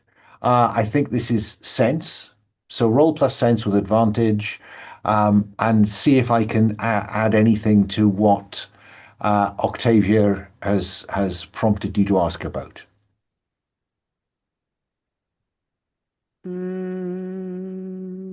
7 plus 2 is a 9. 9. Okay. So on a 9, I can tell you. So again, I think we have to have a bit of a flashback in time, don't we? We have to see some event from the fall of that Roman villa. Yeah. And I think that, how does that look on screen? Are you suddenly in that place seeing this? Yeah, probably. I think maybe it's this sort of, it almost feels like I'm there, but I'm, not physically there, but the view is just like that, like you're almost dropped in medias res. Like so we see you looking around, we see chaos. The barn is burning, they're screaming. There's a Roman and his what you take to be his family, and they are cowering in the back of this room, and then in burst some slaves, clutching the chains that they've broken free of, and they begin to beat the family and you know, we may cut away when it gets to the younger members of that family, but it's clear that they are at least beaten unconscious and then dragged out and dragged away from the villa towards where you know there are caves or caverns. Mhm. Yeah. Okay. Well, I think, yeah, after a moment, that is probably a little bit annoying for Black Octavia to wait for. Deryn will, yeah, will just turn around and like, caves? Did you say caves? Sure. Let's go and see what's hidden Excellent. there. Merryn, does Merryn, it? Deryn is with us. Are you sure you want to sleep? The caves? You can be my guest, my friends. When you get lost, just stay where you are and I'll find you in the morning. Very well. Let's go find Wulfstan then. And yeah, I'll leave the Great Hall looking for Wulfstan. Okay. So, Wulfstan, unless you don't want to be found, they will find you. Yeah. And therefore, I think we will cut to you heading off. Octavia, are you taking the lead? This seems to be, you know, incited by you. I am curious. You are. So I think I'm going to put you in the lead with a torch, marching off into the darkness in the direction of these caves, with Deryn and Wulfstan and Greypaw in you know, following you. You should check out the locations tab. Yeah. This is a gloomy cavern. So gloomy. Locations nature. When you approach a location with this description, the fates foreshadows the risk and consequence and may ask the heroes to add detail to the risks. So gloomy. It's nighttime, but as you approach these caverns, there is an oppressive, almost depressive gloom persuades this. It's gloomy in the sense of the atmosphere that pervades this place, not just the darkness of it. And I suppose the risk is that depression begins to have an effect on you. Yeah. So how, Octavia, I will ask to confirm that you continue and ask which hero takes the lead. Well, I think we've sorted that out.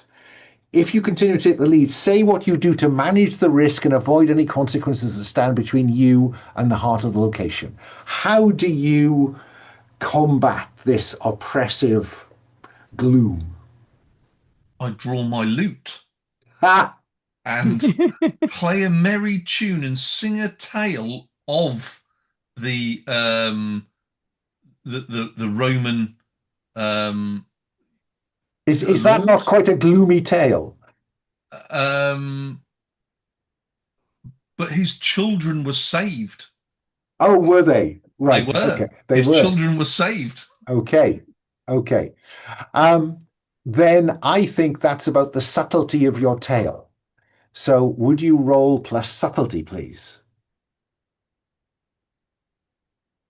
With advantage.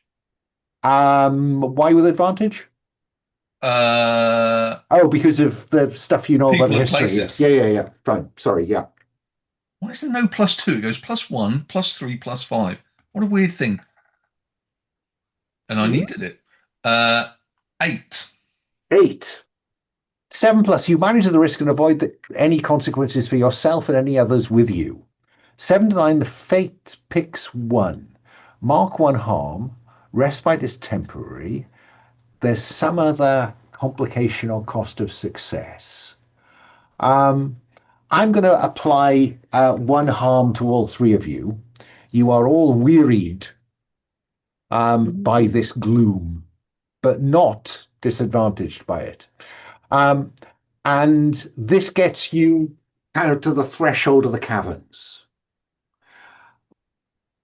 Does someone else want to take on the leadership, or are you content for Octavia to continue? Because her curiosity is, I'm going to drive her to do it if nobody else steps up and stops her. Let me see. I don't know. How does how do the gifts work? Fine. There is a common move called invoke your gift. When you call on a Oh, okay, patron to okay. empower your gift, blah, blah, blah, and blah. Yeah, yeah, yeah. And they are deliberately vaguely phrased as moves Yeah, yeah, yeah. because who knows how they could be applied. Yeah, because since my gift is that my patron sometimes shows me the true path forward when the way ahead is unclear. And I imagine that going into some caves, there can be like various paths you could take, and Well, this could be fair enough. The challenge once you enter this place is going to be is somewhere inaccessible. So it's going to be difficult to find. Mhm. Um, the threat that I am foreshadowing is that which haunts the dark places. And the potential insight you might gain here is to do with someone or something hidden. Okay? Yeah, So if on the basis of that you want to take the lead, I am content for you to so too. yeah. You do, you I don't need think so. you don't need to use that move Okay. because there is a move for this, Oh, okay, okay. but you will be rolling with favor because Okay, favor is what drives that gift. Yeah? cool. So when the heroes negotiated that, blah, I used the challenge seed to hint at what obstacle stands between the heroes and the insight they seek. Um, uses the insight seed to hint at the nature of the insight, and the threat seed to foreshadow the threat this place may present.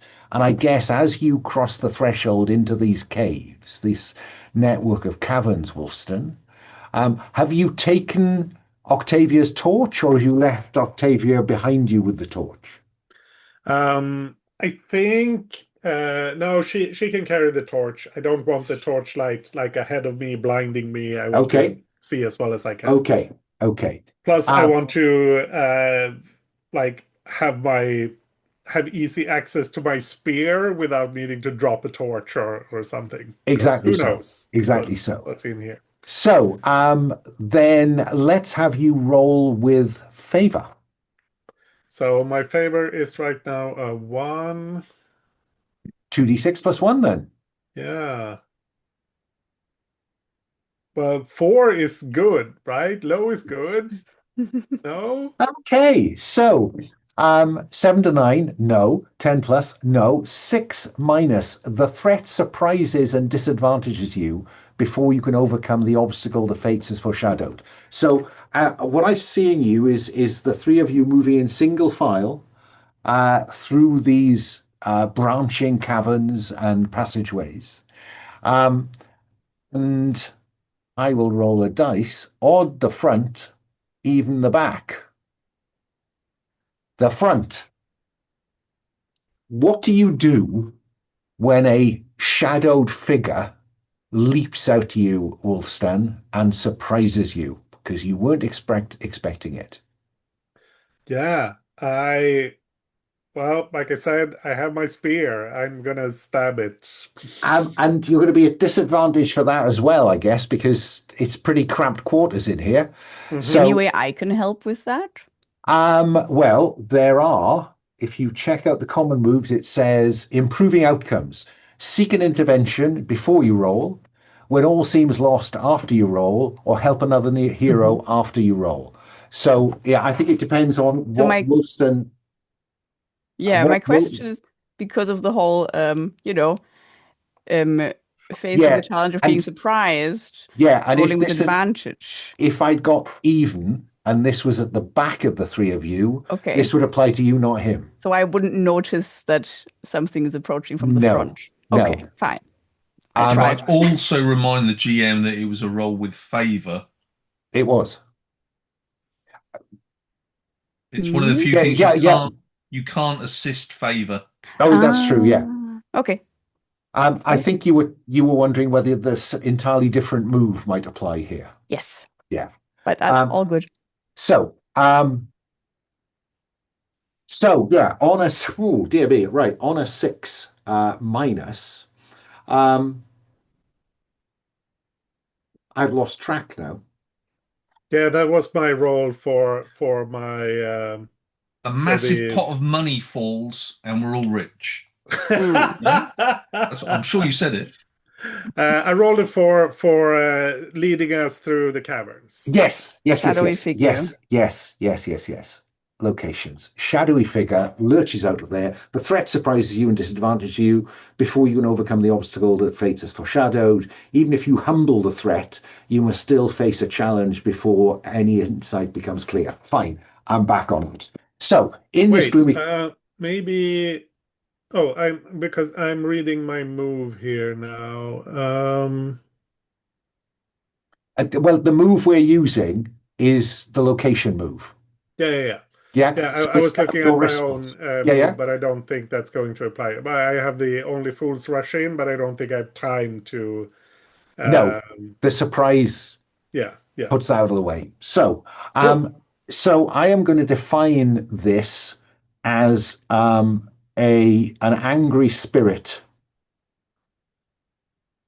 and I'm going to define its defenses as incorporeal and swift. So the way that you have to humble it, Wulfstan, is Mhm. you need to find some way to attack one of those defenses. So it's incorporeal and it's swift. How are you going to try to pin it down or force it into the corporeal realm? Um, I don't know how much latitude I have here. I don't know since I haven't played this Mhm. game Well, before. I'm you not you sure. big suggest to me. I'm very Cool. open-minded. Um, I think I think I will lower the skull over my face, and ask. I don't. Would it be Woden? Yeah, probably Woden. For uh, to see the what would you call it? The threads that bind this spirit to the sorry, I'm a bit tired, so I'm a bit I slow. think I'm hearing Yeah, yeah, is yeah. you want to try to overcome its incorporealness Yes, by yes, having Woden make it either corporeal or corporeal enough. yeah. Yeah? Okay. So you're going to confront it with favor. Sounds fair. Yeah? Because that's gone so well so far. Yeah, yeah, yeah, absolutely. No problems whatsoever. You are at disadvantage. So 3 dice, lowest 2, and favor. And a +1. Okay. Well, that's That's all Yes. still right. an That's all 8. right. 8. 7 plus. That defense is erased. What do we see on screen that turns this outline of a figure into something more corporeal? Yeah, I think Wulfstan lowers the skull, calls out to Woden, and then he uses his spear to strike, but not at the spirit, but around it, cutting those threads Yeah, that bind it to the spirit realm. fine, fine. I like that. I mustn't forget those threads because that's a lead. Um, uh, on a 7 plus, it chooses to inflict harm as established. And I think that harm as established in this case is merely 1. Now, so you've got wearied marked. You're now going to mark the first of the wounded boxes. Yeah. Cool. Um, you see this happening in front of you, Octavia.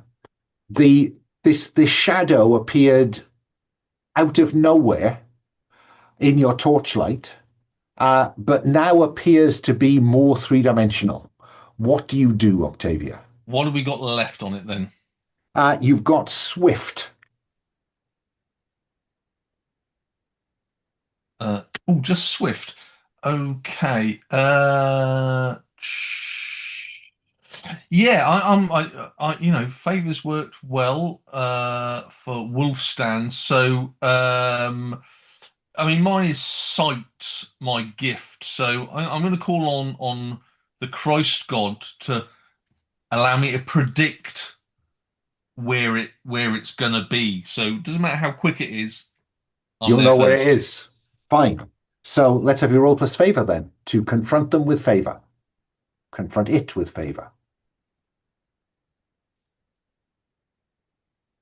13. Well, that's not bad, is it? So on a 13, 7 plus, it's gone. Fine. The defenses are raised, but they pick one. Um, I think they'll just put you at disadvantage. Okay. On 10 plus, you also say how you pick one, force them to where they are disadvantaged, reduce harm by one, didn't do any, block all harm, didn't do any.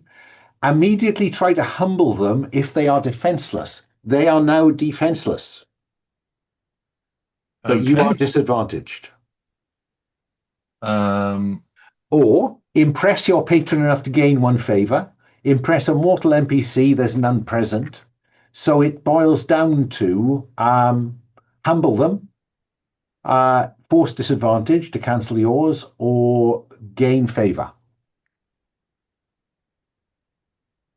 so I could cancel out their disadvantage by gaining an advantage. Yep. I think that, we're going to get. So do I automatically lose one favor now? Yes, But I could move straight to humble them. you could. Uh, yeah, let's try and humble them. Okay, so let's go for it.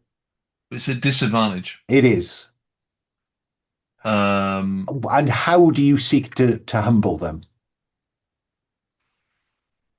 I think, yeah, that's Command the them hard to their one. knees?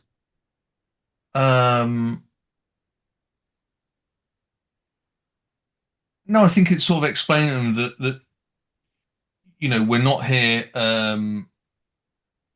Yeah, we've already beaten you, so quickly. It's pointless, my friend, pressing onwards. You might as well return to the realm you came from.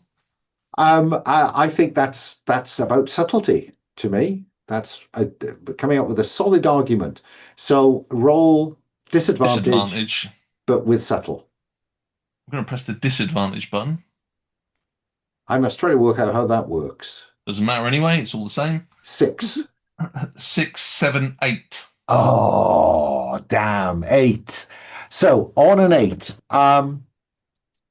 7 plus, they're at your mercy. Do you spare them or end them? Mechanically difference. If you spare them, their faction owes you a debt. There's an open question here about whether this has a faction. I don't think so. Okay. So you end them. Can we just have a little description from you of what the shadow, especially as it's materialized, Yeah, what yeah. actually does it look like? Yes, it is a man, a manacled man. And if you had seen what Deryn had seen, you would recognize it as the shade of that Roman landowner. We, the audience, see that. I will gasp. And return to the earth from whence you came. Lay to rest, my friend. Fine. So that sounds like you're sparing them rather than ending them. Well, I want them to return to the ground. So Yeah, but Yeah. Yeah. you're being magnanimous. yes, Yeah, rather than destroying their soul forever. yeah. Um, and you didn't get 10, did you? No, I got 8. No. Yeah. And no downside. 79, your action. No, No, that's fine. 7+, you do it. And that leads you to a place where now you have an insight. And the insight here should be themed around the theme of this place, which is caverns, someone or something hidden.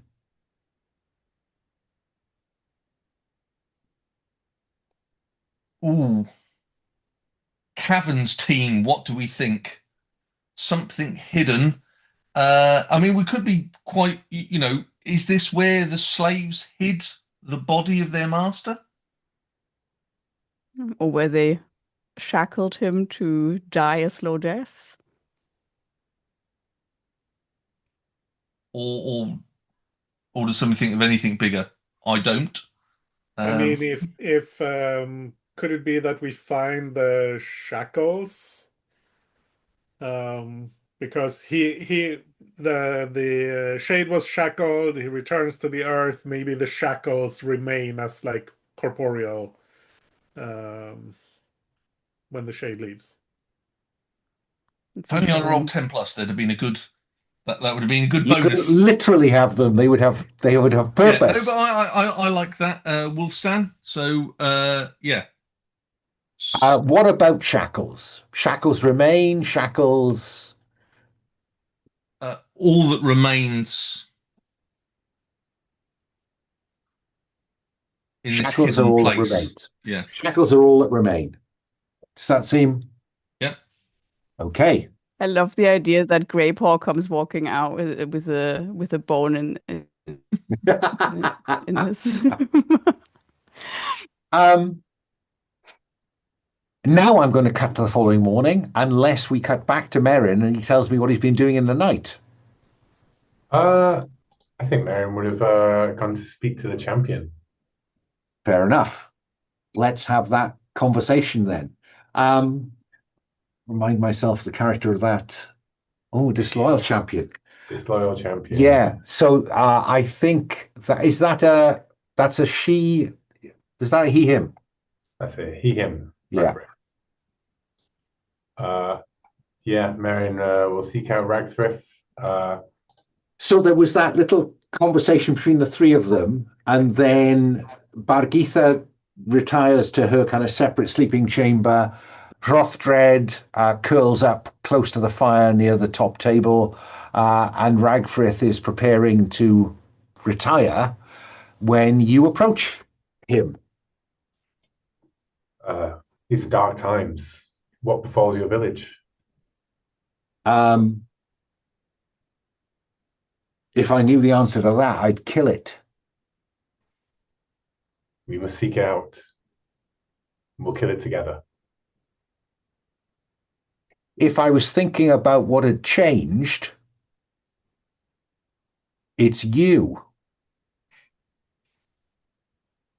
There was nothing before tonight? Nope. Well, I think 'twere best you passed on, friend.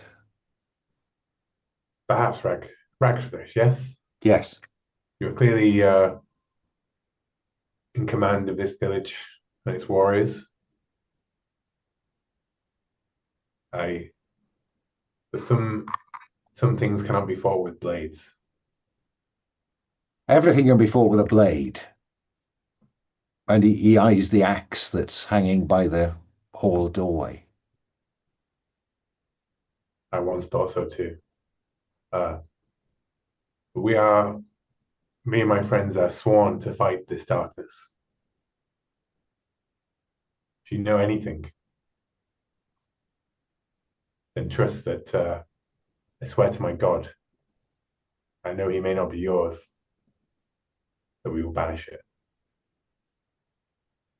And were you to banish it, where would I stand then? The champion of Rhunsbeck. And we would move on.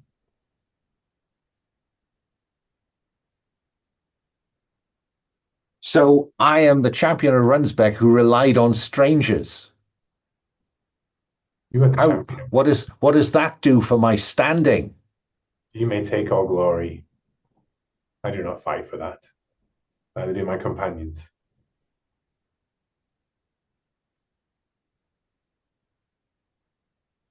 Pass on, friend. Pass on. Okay. I don't think he's up for a convincing move, so No, I don't think do so. that. I don't No, think no, so. no, no. But I think there is something about his character here. This is an opportunity for him to gain status, Mm. something of which he is jealous, I think. Yeah, I get it. Um, Now, we are almost at time, so I think that's a logical place to roll credits on episode 1. And then we'll do a previously at the start next time. Before Paul says this, I will say end of session XP. So if you scroll down to where it says XP, let's start with our duality. Did your burden make a difference for good or ill? I'm not sure. I don't think so. No, nor do I have to say. Did you address a challenge with perception? I would say yes. Yes, you did.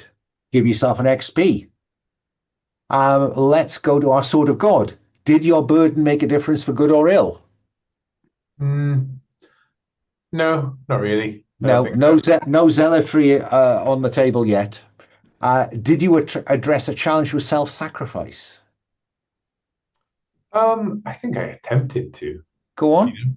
Well, in that, he was talking about the glory, the things like that, and I was just saying I really don't care about that. Yeah, no, fair point. Give yourself an XP. Our storyteller. Did your burden make a difference for good or ill? Well, a bit of both, really. I think so. Yeah, we got something out of it, but some people took a bit of a shoeing. Yeah, mark XP. Did you address a challenge with knowledge? Yeah, it was the knowledge of that we knew he was dragged off there. Yes.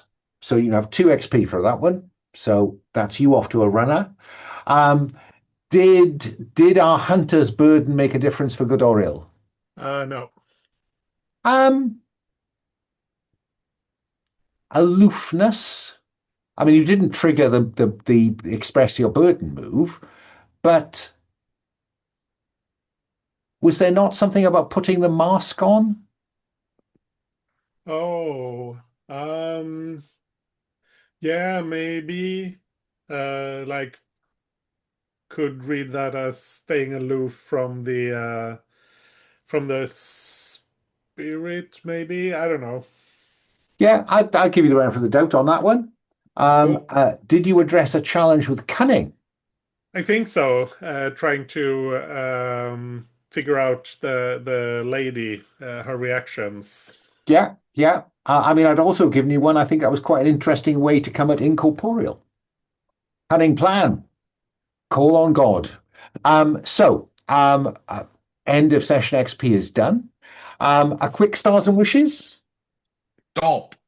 Sorry. So we waited. Oh, we slept overnight. So Well, now you didn't sleep overnight, did you? You've had rather a busy night. okay. Merryn, on the other hand, if Merryn is wearied, No, he's not. then he could unmark wearied. Sadly, those of you that were busy in the night are not as rested as you might be the following day. So, a quick stars and wishes. Let me start with Xena. Any stars, any wishes? Early days, I know. Yeah, always difficult. Stars. Well, I really enjoyed that last dialogue between Merryn and the champion.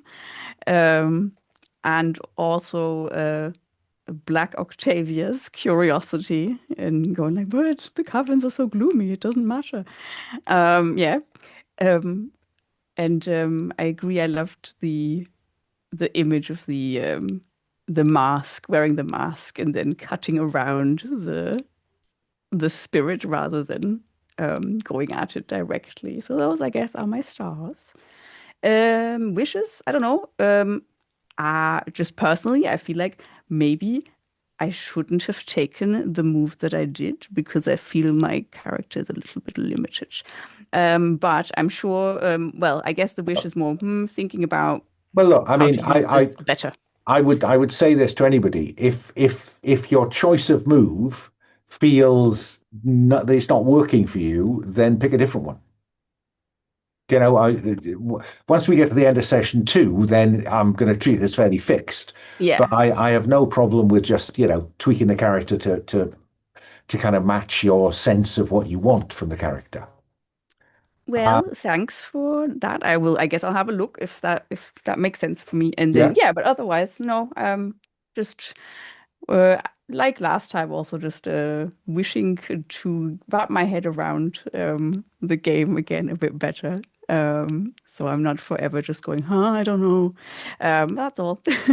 and on the upside, um, you didn't spend enough time with mortal NPCs to prove that you were in fact human. Yeah. So we didn't have to trigger the seeming human move. Um, Let me go next to Anders. Any stars, any wishes? Yeah, cool characters, very cool setup for this settlement. Um, yeah, wishes. I'm always I sometimes have a hard time with like Carved from Brindlewood style mysteries. In some games they work great, and in some games they fall flat for me. So I hope this will work great, but we'll see. I'm interested in finding out. I'm trying to figure out why things sometimes work and sometimes don't.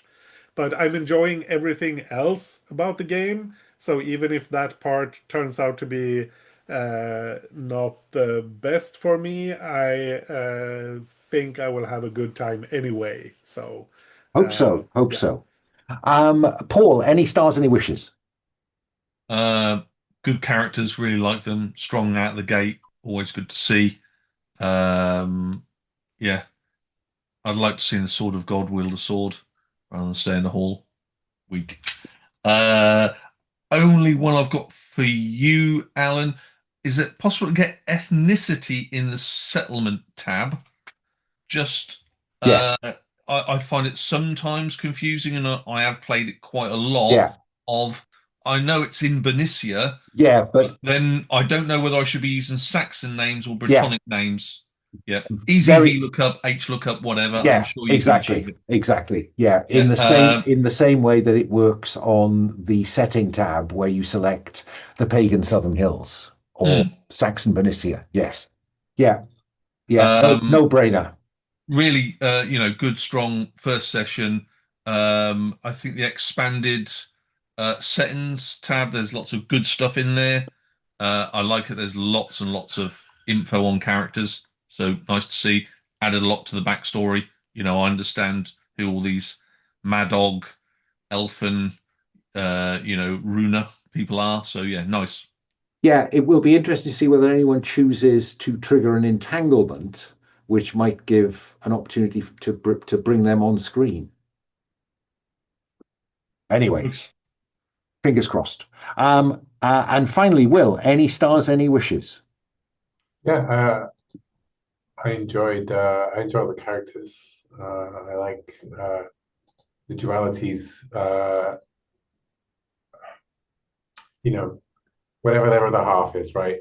A ghost or whatever, right? Like some spirit that has a connection to this land that goes way further back than Deryn's does, right? And this, I liked the idea of Deryn talking to Derwen, and maybe like responding half to Octavia's questions about the caves and going on about it, and then maybe turning back to us and being like actually zoned out to the entire conversation. You were just talking to Derwen the entire time, and it just sounded to us as though you were actually engaged with, why are we going to these caves? And blah blah blah. I Caves, like, what caves? yeah, I like the weirdness. I actually quite enjoyed having a natural reason to split the party as well. Even if nothing comes of it, I like the idea of you guys going on a cave trip uh, and defeating the spirit, and we'll see what happens next. My wishes, there's a lot about factions and favors with people, groups, etc. Be interested in seeing that. Um, build and be come into play, you know? I have a question about, as far as I can see from the rules, it only really mentions gaining insight when you humble something. No. When else do you Well, gain? it's I could invite you to when I think something significant has happened. Okay. Yeah. The only places where you will every location always has an insight, as long as you can find it and whatever. Sometimes you get an undefined insight from a humbling, but mostly it's going to be about what you do and where I think the narrative has taken a step forward. Yeah. The reason I didn't give you one for the conversation with the champion No, yeah, was it because it doesn't really fit with where this darkness is going. Sure. Yeah. Yeah. Just if I look at the mechanics for getting that's whenever the GM feels like then. Yeah. Yeah. Yeah. Okay. Yeah. And otherwise, Shade Track needs to start moving forwards. I think I've caught it up, haven't I? Oh, have you? It's on 3 now. Yeah. 3 failures and a first insight for Octavia. Okay. Can I also ask a question? Unless there was another failure. I'm done. Yeah. Go on, Sina. You mentioned entanglements, and that strikes me as new, but I might also just not have encountered it the last time. What are they, and where do I find stuff about them? So if you have a look at increase favor by 1 when you, where's row that? 18, 19, 20? Tab? Which tab? Sorry, on the heroes tab. Okay, wait. Yeah. So line, what did you say? 18, 19, 20, I think. Oh. There are 3 ways to gain favor. Express your burden, as per Octavia's curiosity. Once per session, offer to mark shade. Ask me if I want to mark shade and I'll give you a favor. Or once per settlement, invite the fates to entangle you. And then if you look at favors and debts. Okay. So I guess that just didn't come up last time. No. Well, I can't even remember if it was there last time. Okay. To be honest. I think it was just a germ of an idea. May stay a germ, may die a death. Don't know. But I did want to try and find some way to refer back to that setting information that you came up with. Sure. Whether I should always leave it for you to say, okay, hit me with an entanglement, or whether I should have the opportunity to do that, I don't know. That's the bit I'm not certain about. But I'm hoping we're going to have 10, 12 sessions. So I'm hoping to see some of that develop. Cool. Yeah. Okay, thanks. Okay. Then I will pause the recording. Stop the recording, right?